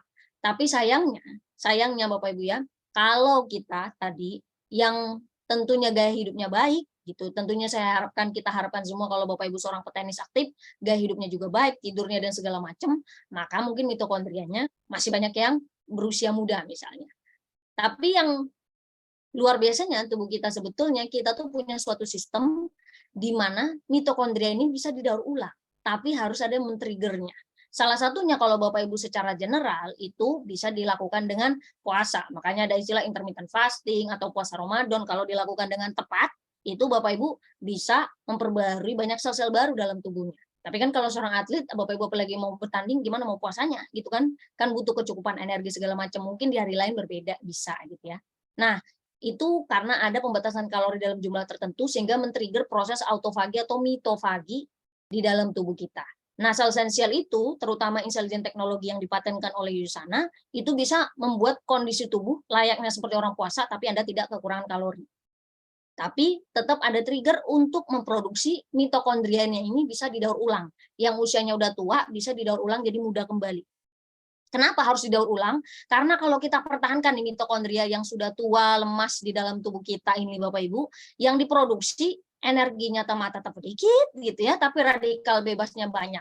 Sudahlah kita ini karena seorang petenis aktif saat bertanding juga memproduksi radikal bebas banyak, belum lagi ditambah ya karena tadi hasil sampingan dari produksi energi. Kalau memang pengen efektif, energinya banyak, radikal bebas sedikit, itulah sebabnya harus butuh mitokondria yang tadi masih muda-muda mitokondrianya. Ini tidak selalu paralel dengan umur KTP ya Bapak Ibu ya, mitokondria ini ya. Tergantung kita punya gaya hidup dan punya aktivitas atau nutrisi itu seperti apa. Itulah luar biasanya kenapa selalu Bapak Ibu tidak boleh skip kalau di sana, bahkan seorang atlet itu kita selalu rekomendasikan harus mengkonsumsi sel esensial dulu. Dan kalau bicara untuk recovery memang ada beberapa tahapannya Bapak Ibu ya. Jadi di sana tuh untuk seorang atlet ini adalah suplemen yang paling basic kami rekomendasikan kalau ingin performanya optimal dan juga recovery-nya lebih cepat, speedy recovery. Yang kedua membantu untuk recovery pastinya itu ini ya, yang tadi disebutkan oleh Bu Rita itu fish oil ya, lemak sehat itu sudah pasti karena memang dia adalah nutrisi yang penting untuk mengontrol peradangan. Setiap kita beraktivitas ya sudah pasti terjadi peradangan dan makanya perlu dikontrol biar tidak out of hand gitu Bapak Ibu ya. Itu perlu kecukupan omega 3 di dalam tubuh.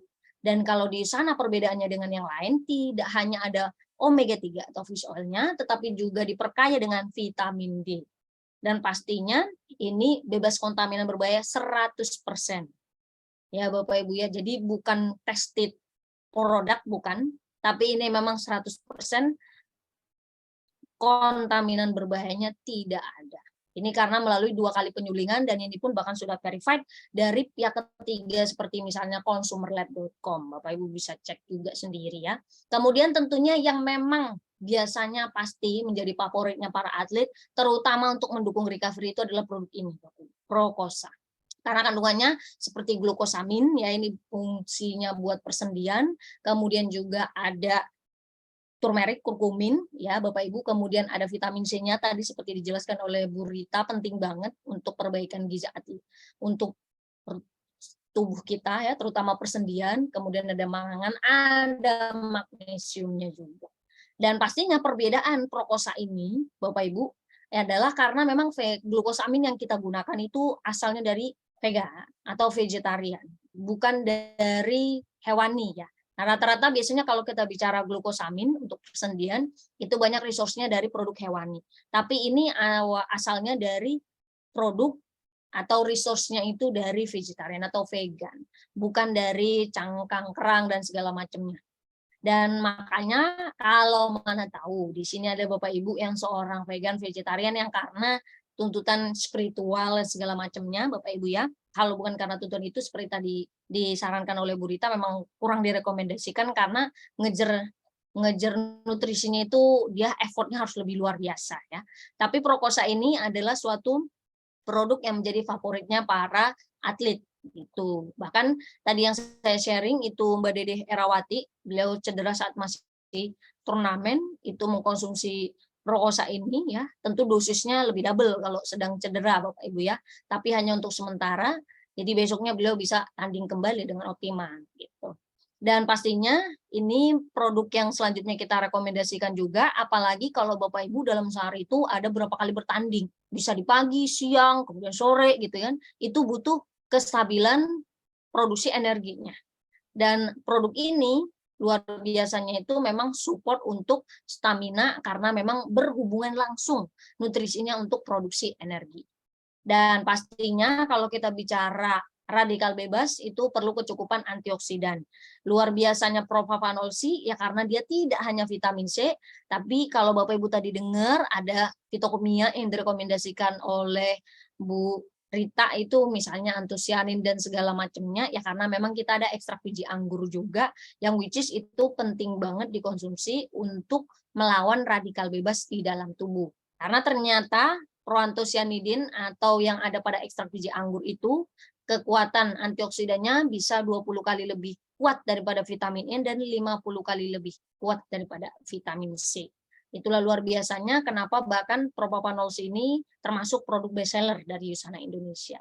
Dan tentunya yang tidak kalah menariknya, yang biasanya juga menjadi favoritnya para atlet untuk dia recovery, misalnya untuk tidurnya lebih optimal, Bapak Ibu, karena ini berhubungan dengan kontraksi relaksasi otot. Dan juga kekuatan tulang, sendi, dan ototnya ini berhubungan langsung nutrisi, magnesium, kalsium, dan vitamin D-nya ini. Tapi yang selalu kami sarankan dan tidak boleh di-skip oleh seorang atlet itu biasanya juga adalah nutrisi untuk kondisi atau kesehatan livernya. Karena liver itu adalah organ tubuh yang menyaring segala hal, Bapak Ibu. Segala yang masuk ke dalam tubuh. Bahkan dia berperan langsung juga terhadap metabolisme energi. Makanya kenapa seorang atlet kita rekomendasikan ini? Ya karena energi yang dibutuhkan seorang atlet itu juga lebih banyak ya. Apalagi kalau masa-masa bertanding. Ya which is itu perlu kesehatan hati yang optimal gitu. Jadi itulah kenapa seorang atlet biasanya ini yang paling terakhir yang kita rekomendasikan untuk yang paling basicnya. Saran kami kalau Bapak Ibu ingin mencoba suplemen Usana, cara konsumsinya juga harus tepat ya. Sebaiknya bersamaan dengan makanan. Makanan apapun Bapak Ibu ya, nggak harus makan berat, makanan apapun. Apalagi kalau tadi misalnya Bapak Ibu ingin mempercepat recovery ya, itu bisa juga ya. Yang penting ada makanan itu bisa mengkonsumsi suplemennya di tengah-tengah makan tersebut. Tujuannya untuk lebih memudahkan penyerapannya karena dia bersamaan dengan nutrisi-nutrisi lain yang ada di makanan.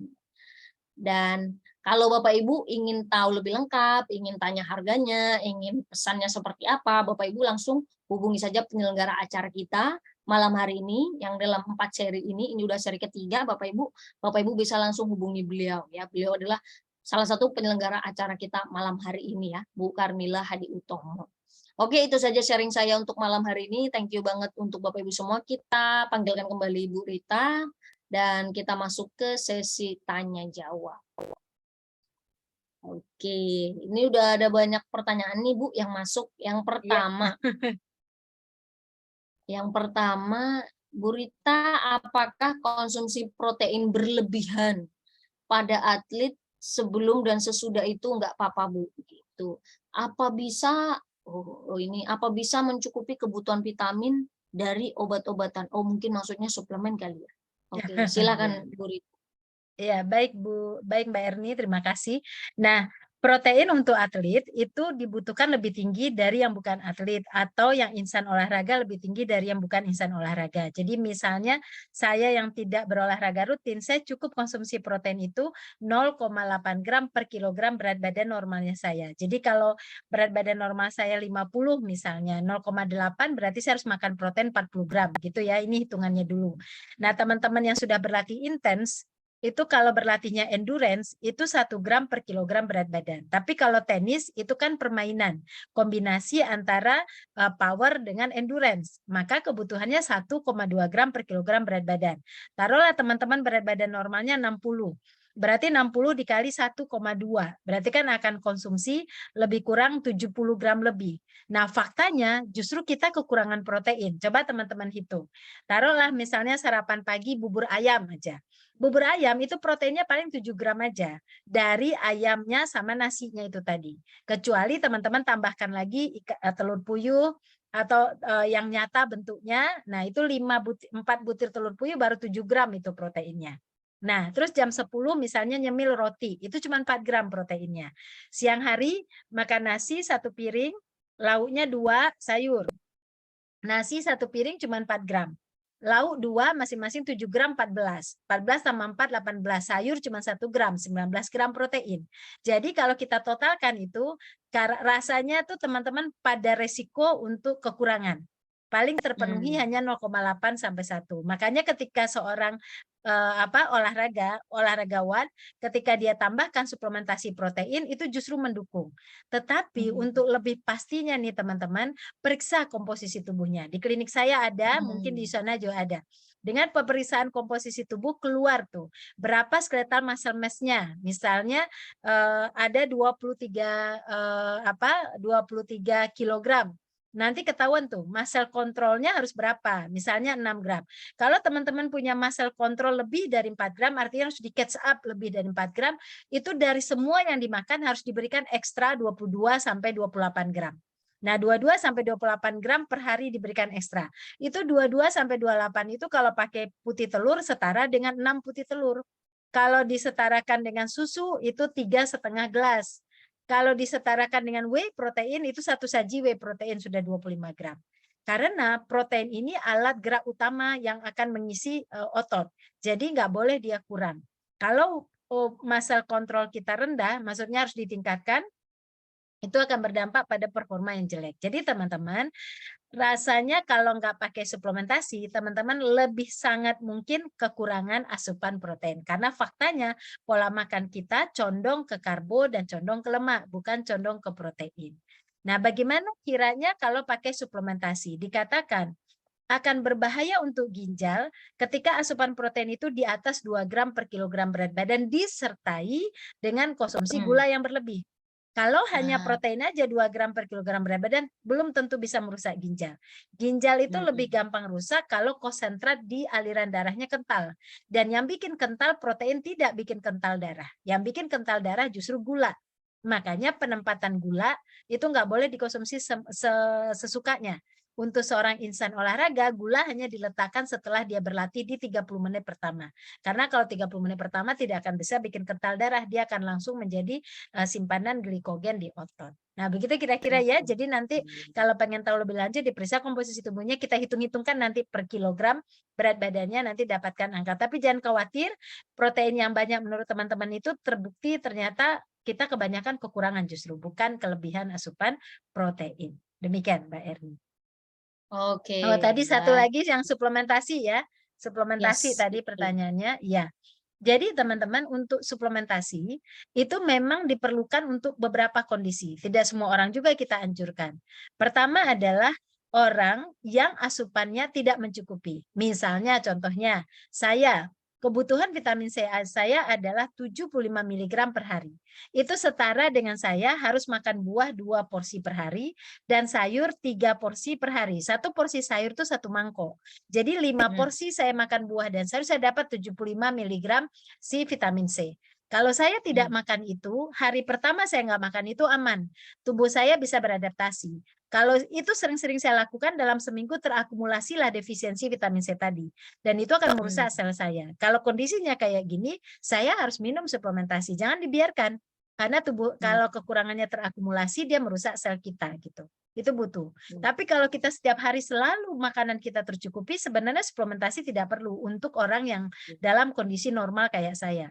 Tetapi orang yang membutuhkan kebutuhan zat gizinya meningkat seiring dengan latihan fisik yang dia jalankan, olahraga yang dia jalankan, maka terjadi peningkatan kebutuhan vitamin, mineral, dan beberapa protein makro, yang zat gizi makro. Yang pertemuan pertama kita udah bahas. Saya udah kasih lihat apa saja zat gizi yang meningkat ketika kita berlatih. Nah, udah pasti peningkatan itu nggak bisa diakomodir dengan makanan. Pertanyaannya adalah, kenapa tidak bisa diakomodir dengan makanan? Karena tidak ada zat gizi tunggal pada makanan. Contohnya, teman-teman harus tambahkan misalnya zinc. Zinc itu ada pada daging sapi, tapi teman-teman nggak boleh makan daging sapi lebih dari 300 gram, karena kolesterolnya meningkat. Kolesterol pada seorang atlet berbahaya. Bisa terjadi pada saat dia latihan intens itu ada sumbatan, dia bisa gagal nafas saat berlatih. Akibatnya kita harus cari zinc yang tidak memiliki ikatan dengan kolesterol. Nah, itu di mana zinc yang nggak ada ikatan dengan kolesterol? Adanya adalah pada suplementasi. Nah, interaksi itu yang kita pahami. Contohnya juga, teman-teman itu harus mengurangi defisit kalori karena mau merubah total lemak menjadi otot. Karena seorang olahragawan mau diganti itu lemak ke jadi otot. Nah, untuk mendapatkan itu, teman-teman punya kewajiban memenuhi asupan vitamin C. Bayangkan untuk atlet vitamin C meningkat minimal 3 kali dari kebutuhan normal. Jadi kalau laki-laki kebutuhan normal 90, kalau dia berlatih dia minimal harus 270 mg per hari itu. Nah, kalau dia makan dalam bentuk sayur dan buah, dia harus makan buah 12 porsi. Kalau dia makan buah 12 porsi, terjadi peningkatan gula di tubuhnya, energi. Nah, sementara dia harus merubah lemak jadi otot. Nggak bisa kan? Terpaksa cari suplementasi yang C doang. Nggak ada interaksi dengan fruktosa yang terkandung seperti pada buah. Nah, interaksi inilah yang menjadi pertimbangan kita. Sehingga kenapa akhirnya atlet memutuskan kemudian konsumsi suplementasi selain kebutuhannya meningkat, dia mencegah terjadi interaksi dengan zat lain yang tidak dia butuhkan. Begitu. Mudah-mudahan terjawab ya. Terima kasih. Kembali ke Mbak Ed. Semoga menjawab nih ya, jadi Bapaknya bisa lebih yakin gitu. Kemudian ini pertanyaan lain nih Bu, untuk saat ikut turnamen, beliau memiliki pengalaman dalam satu hari itu katanya ada 3 pertandingan, jam 8 pagi, jam 2, dan jam 6 sore. Bagaimana strategi nutrisinya pada kondisi seperti ini, Bu? Kapan bisa konsumsi glukosanya dan mulai kapan boleh makan besar atau karbo kompleksnya? Oke. Jadi sesungguhnya performa kita ketika akan bertanding itu tidak ditentukan oleh makanan hari itu, tapi ditentukan oleh makanan kita sebelumnya. Makanya kalau kita mau bertanding itu gizi pada saat pelatihan, pada saat kita di pusat pelatihan, dan kemudian karbohidrat loading 7 hari sebelum bertanding itu harus kita lewatin, harus kita lakukan semuanya gitu. Karena pada saat masa bertanding kita tidak lagi memenuhi kebutuhan gizi tujuannya. Apalagi pada saat masa bertanding teman-teman sudah berada pada kondisi cemas. Rasa kecemasannya tinggi. Mau kayak manapun makanan dimasukkan penyerapannya udah menurun. Karena rasa cemas menghasilkan kortisol dan menghambat penyerapan zat gizi. Jadi itu bukan momen untuk pemenuhan kebutuhan gizi. Jadi apa yang harus kami lakukan ketika masa bertanding? Sebenarnya masa bertanding yang harus teman-teman pelihara adalah status hidrasi, itu paling penting. Jaga betul berat badan before after bertanding setiap jam-jam tadi itu tidak mengalami penurunan. Karena kalau proses hidrasi tidak terjadi baik, itu performa teman-teman rusak gitu. Itu yang dipastikan. Yang kedua adalah kesinambungan energi melalui karbohidrat yang tadi. Nah, kalau bertandingnya jam 8, selesai jam 9, 30 menit pertama itu teman-teman bisa masukkan karbohidrat yang sifatnya sukrosa. Seperti misalnya cracker, kemudian minuman manis itu boleh. Setelah itu teman-teman rehat, nanti 2 jam setelah itu berarti sekitar jam 10 atau 10.30 udah bisa makan seperti biasa. Tapi itu tidak ada lemak yang jenisnya trans, tidak ada jenis lemak yang jenuh. Semuanya hanya lemak tidak jenuh. Contohnya, teman-teman ambil nasi secukup yang bisa dikonsumsi, ikannya misalnya ikan pepes, tapi kemudian dioleskan di situ apa namanya olive oil. Nah, karena lemak esensial dibutuhkan tuh ya di jam 10.30. Kenapa 10.30? Karena harus ada jeda 2 jam menjelang ke jam 2 tadi kan. Karena akan bertanding lagi di jam 2. Nah, nanti menjelang pertandingan di jam 2 itu teman-teman konsumsi energi gel boleh atau menggunakan buah-buahan atau buah-buahan smoothies itu boleh di 30 menit sebelum bertanding. Jadi kalau 30 menit sebelum bertanding nggak boleh sukrosa, bolehnya fruktosa karena kalau sukrosa rebound fenomena. Nah, selama latihan cairan dipenuhi lagi, elektrolit dipenuhi dan dilihat lagi before afternya. Begitu seterusnya. Jadi jangan andalkan makanan pada saat bertanding ini sebagai sumber tenaga. Tidak. Tenaga kita sudah diperoleh ketika pelatihan tadi. Bahkan kalau berlatih tanggal 1, tanggal 2, tanggal 1 tuh udah rehat sama sekali tuh, udah nggak berlatih sama sekali. Makanan pun sudah relaksasi aja. Nggak perlu makanan-makanan yang gimana-gimana lagi. Biasa-biasa aja sudah. Karena energi kita semua udah terbentuk itu. Kita udah siap bertanding di tanggal 2-nya. Jadi yang kita cegah di tanggal 2 itu adalah jangan dehidrasi, jangan hipoglikemi, dan jangan hiperglikemi. Nah, makanya kemudian tahapan itu tadi dilewati. Nah, kalau teman-teman ingat di slide saya yang dulu, yang pertemuan pertama, saya memperlihatkan makanan yang dari besar mengkerucut bahwa kalau 4 jam sebelum bertanding itu boleh 3 zat gizi makro, kalau cuma 2 jam tinggal 2 zat gizi makro, kalau tinggal sejam lagi hanya karbohidrat kompleks yang jenis fruktosa, tidak bisa lagi menambahkan protein atau menambahkan lemak tadi. Nah, seperti itu ya, mudah-mudahan bisa menjawab. Terima kasih. Semoga membantu ya buat Bapak Ibu semua yang jadwal tandingnya dalam sehari itu banyak ya. Tadi bisa diatur, tapi ingat Bapak Ibu, pemenuhan kebutuhan nutrisi itu bukan sesuatu yang instan. Makanya kenapa walaupun saat Bapak Ibu tidak bertanding, perharinya pun tetap harus terpenuhi kebutuhan nutrisi karena investasi. Tadi ya Bapak Ibu saat Anda bertanding nutrisinya tetap optimal gitu ya. Jadi jangan semangat digenjot di mau tanding doang ya berarti Bu Rita itu tadi ya kalau saya dapat message-nya. Makanya kenapa seorang atlet itu Bapak Ibu saya kalau yang saya sering ajak berbicara, diskusi, tentunya mereka memang kalau jaga pola makan, gaya hidup itu walaupun tetap ada ya recreational food and something like that, tapi tetap lebih banyak menjaga pola makannya ya dibanding tadi dalam tanda kutip recreational food-nya tuh itu ya cuma sekali-sekali aja Bapak Ibu. Ya kalau nggak boleh sama sekali kan nanti stres ya. Misal kayak tadi tuh kalau lagi menang boleh, itu ada Bapak Ibu. Saya sering melihat atlet tuh kalau saya menang saya mau makan ini. Nah, itu boleh tuh gitu ya. Tapi kalau tiap hari makan itu ya nggak bagus juga mungkin ya. Gitu. Oke. Pertanyaan lain. Nah, ini menyambung karena mirip-mirip nih, Bu Rita. Bagaimana dengan atlet di junior? Karena junior itu jarak main sama recovery-nya cuma 30 menit, Bu. Sehari main itu bisa sampai 4 kali gitu. Apa nutrisi atau suplemen yang efektif, Bu, untuk mengatasi jarak recovery yang singkat ini? Untuk kebutuhannya itu Ya.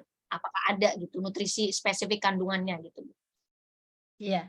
Nah, sebenarnya tuh jawabannya tidak berbeda jauh dari tadi. Jadi kalau misalnya Ya. pada momen 1 hari ini tuh ada 4 kali latihan atau 4 pertandingan dengan recovery cuman 30 menit gitu ya.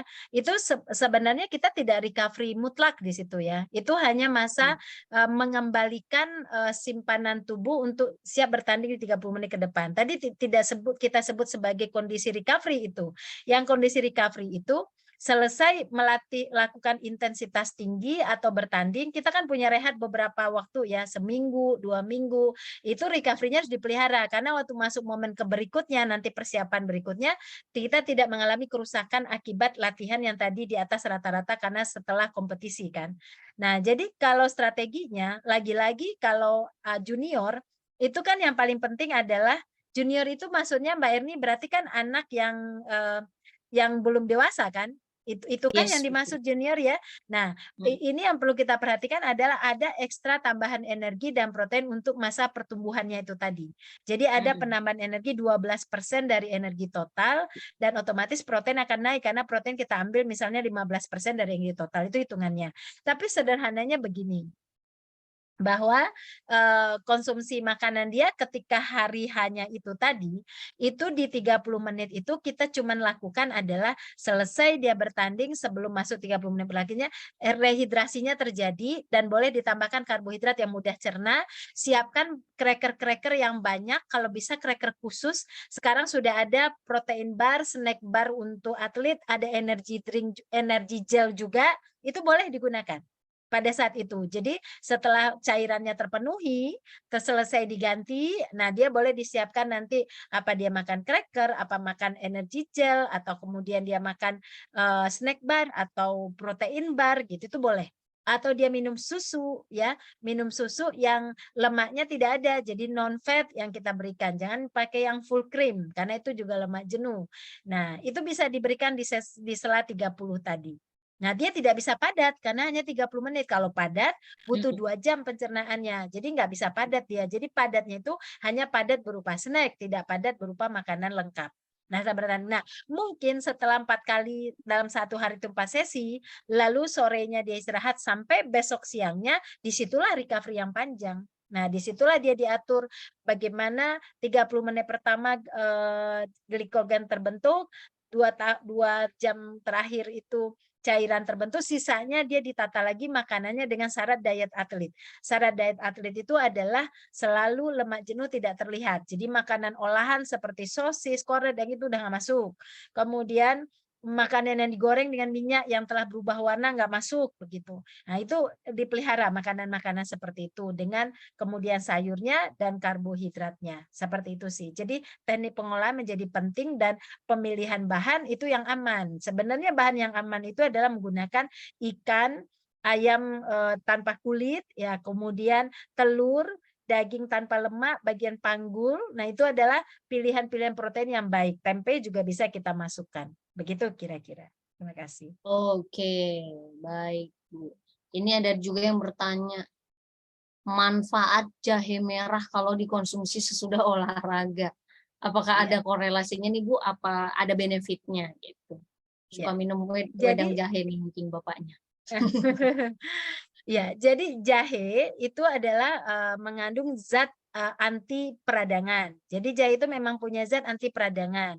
Jadi bolehkah dikonsumsi? Tentu saja boleh. Air jahe itu boleh bagian dari zat-zat yang bersifat fitokimia anti peradangan. Nah, cuman jahe ini nanti perhatikan bagaimana tambahan gula. Kalau dia 30 menit pertama selesai berlatih atau bertanding, dia boleh tuh pakai gula tuh. Tapi kalau di setelah 2 jam dia nggak lagi, benar-benar air jahe aja gitu ya. Nah, selain itu jahe juga bisa membuat sirkulasi darah lebih lancar. Jadi proses recovery lebih cepat berlangsung yang menggunakan jahe. Tapi kan jahe ini tidak ada dosis kan. Jadi teman-teman maksud Iya. saya, kalau adalah produk yang sudah didosiskan, kan banyak sekarang produk-produk herbal yang telah didosiskan karena melewati penelitian. Saya lebih senang memilih yang telah didosiskan. Jadi teman-teman paham bahwa dari penelitian diketahui 2 kapsul yang berisi jahe ini itu terbukti bisa melakukan proses peningkatan sirkulasi darah dan antiinflamasi. Tapi kalau jahe yang biasa kita nggak punya dosis. Jadi monggo aja mau makan berapa banyak, mau berapa potong, mau seperti apa di cairannya lalu diekstrak kemudian disaring seberapa apa, itu tidak ada ketentuan kan. Tapi kita pahami bahwa jahe memiliki zat antiinflamasi dan meningkatkan sirkulasi darah dan mempercepat penyembuhan peradangan, namun saya tidak paham dengan dosis karena belum didosiskan. Gitu aja. Akhirnya jahe kita Oke. jadikan minuman kesehatan. Begitu. Oke, baik Bu. Ini beliau ada juga yang bertanya, anak beliau main tenis usia 7 tahun, ini anaknya Bu ya, dan sekarang masih 7 tahun. Kemarin kata coach tenisnya dibahas untuk tinggi anaknya ini perlu ditingkatkan. Apa makanan yang paling baik Bu, rekomendasi untuk meningkatkan tinggi badan anak? Nah, pertanyaan kedua mungkin ke saya, produk Yusana yang lebih ngebantu untuk tinggi badan. Makanan atau Oke. nutrisinya Bu, mungkin ya direkomendasikan apa Bu yang ngebantu tinggi badan? Ya. Nah, jadi kalau anak 7 tahun, kalau kita mau booster tinggi badannya, kita kan hitung dulu tinggi badan papahnya, tinggi badan mamahnya. Itu ada Hmm, rumusnya, kita coba hitung dulu. Kalau di situ kita menemukan bahwa anak ini tidak pencapaiannya itu tidak akan terlalu tinggi, maka kita coba catch up dengan protein menggunakan 2,5 gram per kilogram berat badannya dia. Jadi nanti berat badan normalnya dia kita kalikan 2,5. Nah itu yang kami terjemahkan nanti dalam makanan sehari-hari. Sederhananya, jadi harus dihitung khusus ya Ibu. Jadi nggak bisa kita ikut misalnya, oh susu tinggi terus minum susu 3-4 kan itu ada hitungannya. Nggak bisa kita minum 4 gelas langsung begitu aja gitu. Ada takarannya gitu ya. Tapi yang meningkatkan berat badan anak adalah satu IGF. IGF itu adalah growth hormone yang akan memicu terjadinya peningkatan perpanjangan tulang gitu ya IGF. IGF ini bisa meningkat dengan asam amino, leusin, lisin dan sebagainya yang terdapat pada ikan, daging merah, kemudian ayam. Nah, itu pada susu, pada telur. Nah, terdapat pada 5 itu tuh. Nah, ini harus lebih intens tuh muncul pada anak ini. Tapi ini kan sumber dasarnya dia nih untuk tingginya dia ya. Dan penyerapannya apa? Tadi ada beberapa ya, magnesiumnya, sayuran hijaunya untuk penyerapannya tadi tuh untuk bisa disampaikan ke dalam tulang, otot dan sendi tadi. Nah, tetapi ketika bahan bakunya ini udah masuk, kan mesti distimulasi tuh. Cara stimulasinya gimana? Ada 3 gerakan yang harus menstimulasi bahan dasar itu benar-benar memancing pertumbuhan tulang lebih cepat gitu. Caranya adalah dengan memberikan lompatan pada tumit, tapi dengan membal sepatu yang bagus. Jadi dia melompat gini pakai trampolin atau lompat atau pakai apa nih namanya yang pakai tali gitu. Nah, ya itu bisa memancing pertumbuhannya melalui tumit.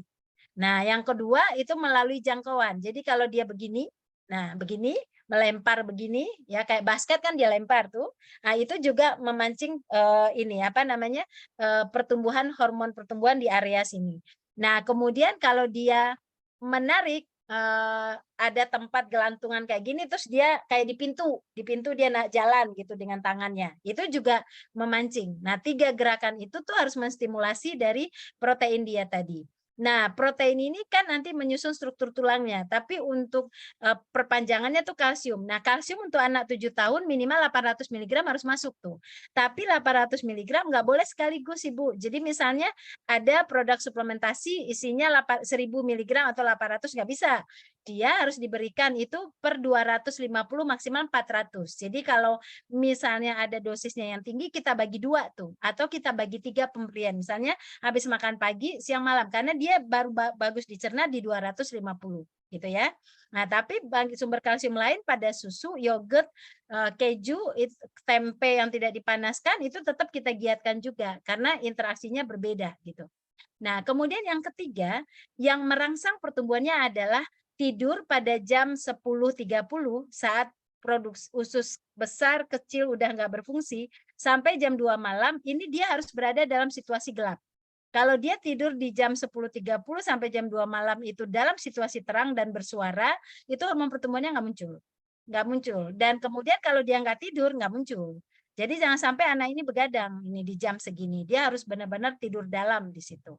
Nah, itulah poin-poin yang harus kita jaga supaya anak ini kemudian terangsang pertumbuhannya. Tapi ketahuilah anak 7 tahun itu stagnan memang.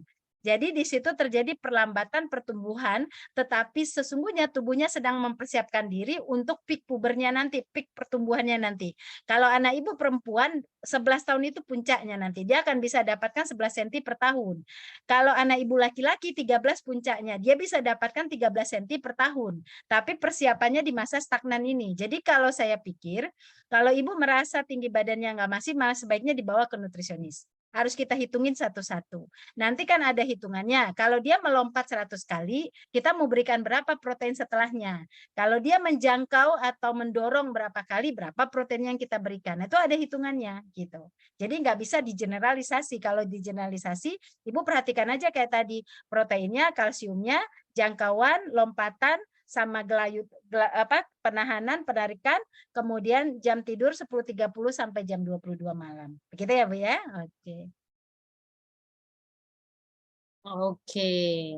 Nah, saya ingin menambahkan kalau biasanya rekomendasi suplemen di sana, Bapak Ibu, kita memang nggak ada spesifik khusus untuk tulangnya, pertumbuhan tinggi badannya, tapi kita memang punya multivitamin yang memang kita rekomendasikan untuk anak-anak mulai dari umur 2 sampai 12 tahun, dan memang semuanya itu mendukung pertumbuhan tumbang ya, atau tumbuh kembang anak tersebut agar optimal, mulai dari daya tahan tubuhnya, kemudian tinggi badannya segala macam agar tetap tercukupi. Karena apalagi misalnya anak ini seorang picky eater dan segala macamnya, ini bisa dibantu dengan Yusanimals ini. Kalau anaknya umur 7 tahun, kami biasanya rekomendasikan konsumsi 2 tablet Yusanimals ini. Ini tabletnya nggak bisa dikunyah Bapak Ibu ya. Ini memang kita rekomendasikan untuk mendukung pertumbuhan anak-anak gitu. Kalau misalnya ternyata Bapak Ibu setelah berkonsultasi dengan ahli gizi butuh asupan magnesiumnya lebih banyak, kalsiumnya lebih banyak, itu bisa ditambahkan juga dengan suplemen Magne Kaldi yang tadi kita rekomendasikan di awal ya gitu. Tinggal nanti dosisnya tentu harus dilihat nih kecukupannya berapa yang harus dikejar ya. Oke, itu saja sesi kita malam hari ini karena hari sudah cukup malam ya ternyata Bapak Ibu semua. Thank you banget untuk Dr. Rita, ini waktunya, ilmunya luar biasa banget. Semoga Bapak Ibu semua bisa mempraktekannya ya, walaupun tentu kalau namanya gaya hidup sehat, pola makan sehat itu tidak semudah membalikan telapak tangan, tapi kalau Bapak Ibu tujuannya performanya optimal, recovery-nya juga optimal, dan juga tetap sampai usia kapanpun tetap optimal gitu ya, baik recovery dan performanya, ya mau tidak mau harus mulai melakukan perubahan. Mulai dari sekarang Bapak Ibu, ya mulai dari besok tuh bisa dipraktekin gitu. Thank you banget Dr. Rita, luar biasa nih ya Bapak Ibu. Jangan lupa di-follow Instagram beliau, bisa juga nanti itu dapat edukasi banyak banget ya. Jadi kita orang Indonesia tuh jangan sampai tidak melek gizi ya, itu problem negara berkembang tuh gitu. Jangan sampai terutama Bapak Ibu udah ikut 3 seri ya, 2 seri bersama dengan Bu Rita harusnya wawasan gizinya tuh harus lebih powerful dibandingkan komunitas-komunitas tenis yang lain. Nah, tentunya untuk menutup sesi kita malam hari ini biar semangat, saya mau bagi-bagi hadiah juga nih ya, untuk apresiasi buat yang lain yang stay sampai akhir ya. Kita mau quiz time dulu nih ya Bapak Ibu, biar semangat walaupun sudah malam ya.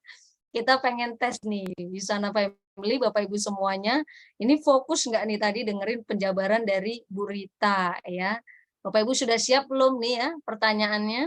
Sangat mudah kok kalau Bapak Ibu tadi memperhatikan penjelasannya Bu Rita ya. Sudah siap Bapak Ibu?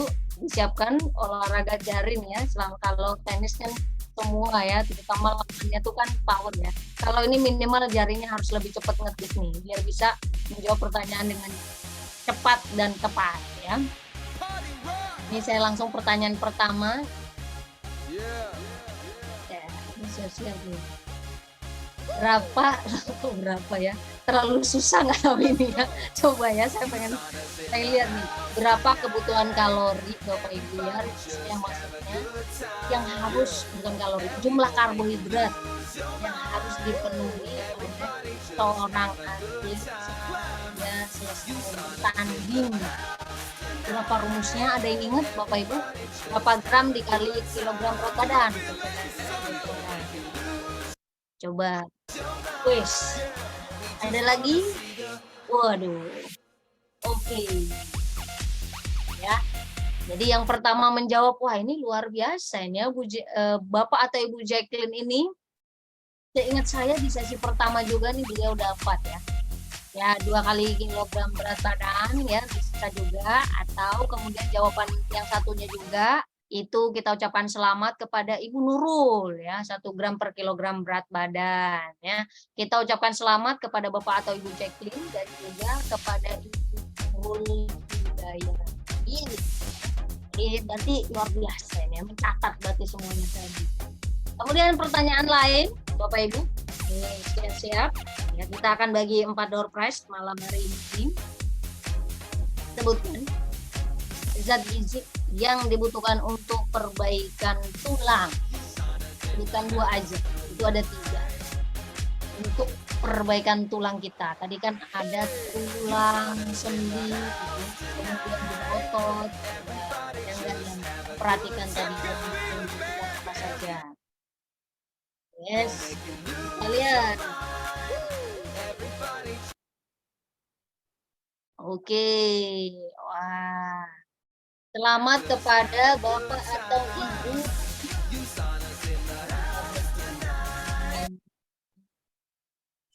Oh, ini ada yang makanannya. Aduh, masih kurang tepat nih Bapak Ibu ya. Ayo yang buat tulang ya. Ini jatuh buat sendi nih kebanyakan. Ini sendi kali ya. Ayo, ada coba. Ada lagi atau terlalu susah ini Bapak Ibu? Butuh contekan.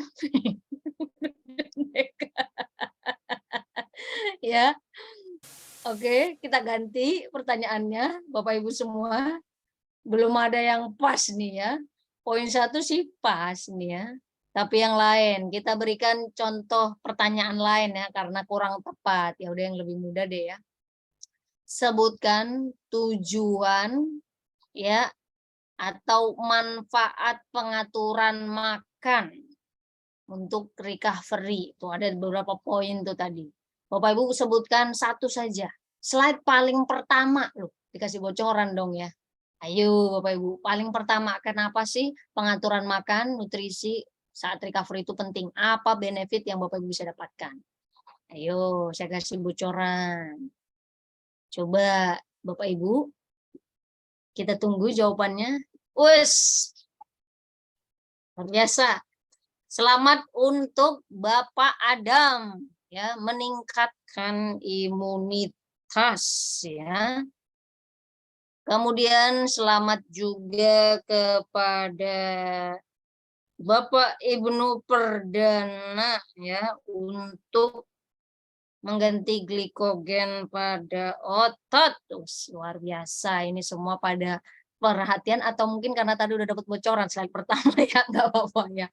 Baik, kita ucapkan selamat tadi ya kepada 4 orang, Bapak Ibu Jacqueline, kemudian Ibu Nurul Hidayati, dan yang selanjutnya 2 orang kita juga ucapkan selamat kepada Bapak Adam dan juga Bapak Ibnu Perdana. Yes, itu dia ya, kita bagi-bagi hadiahnya biar malam hari ini tetap semangat ya, walaupun sudah menjelang malam, tapi kita semoga tetap semangat dan bermanfaat ya, dan diingat tentunya serta tidak hanya diingat saja, tapi mulai dipraktekkan apa yang Bapak Ibu dapatkan malam hari ini. Nah, next week kita akan ada pembahasan untuk para Bapak Ibu semua ya, yang berusia 40 tahun ke atas, bagaimana sih pengaturannya, apakah spesifik ada khusus nih ya buat petenis yang usianya sudah mature ya, usia matang dibandingkan mungkin yang masih usia muda-muda gitu ya, apakah ada perbedaannya atau sebenarnya sama saja? Bapak Ibu pastikan hadir di sesi kita next week ya.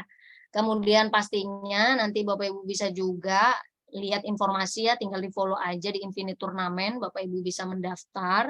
Nanti di tanggal tersebut kita akan ada pemeriksaan komposisi tubuh tadi yang di-sharing oleh Bu Rita.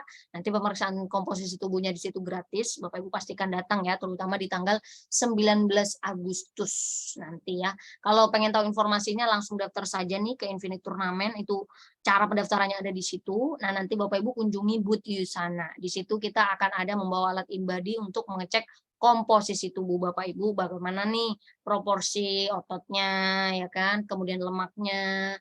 Jadi Bapak Ibu bisa tahu nih hasil latihannya atau hasil pengaturan gaya hidupnya selama ini sudah seperti apa ya, realisasinya di tubuh Anda gitu.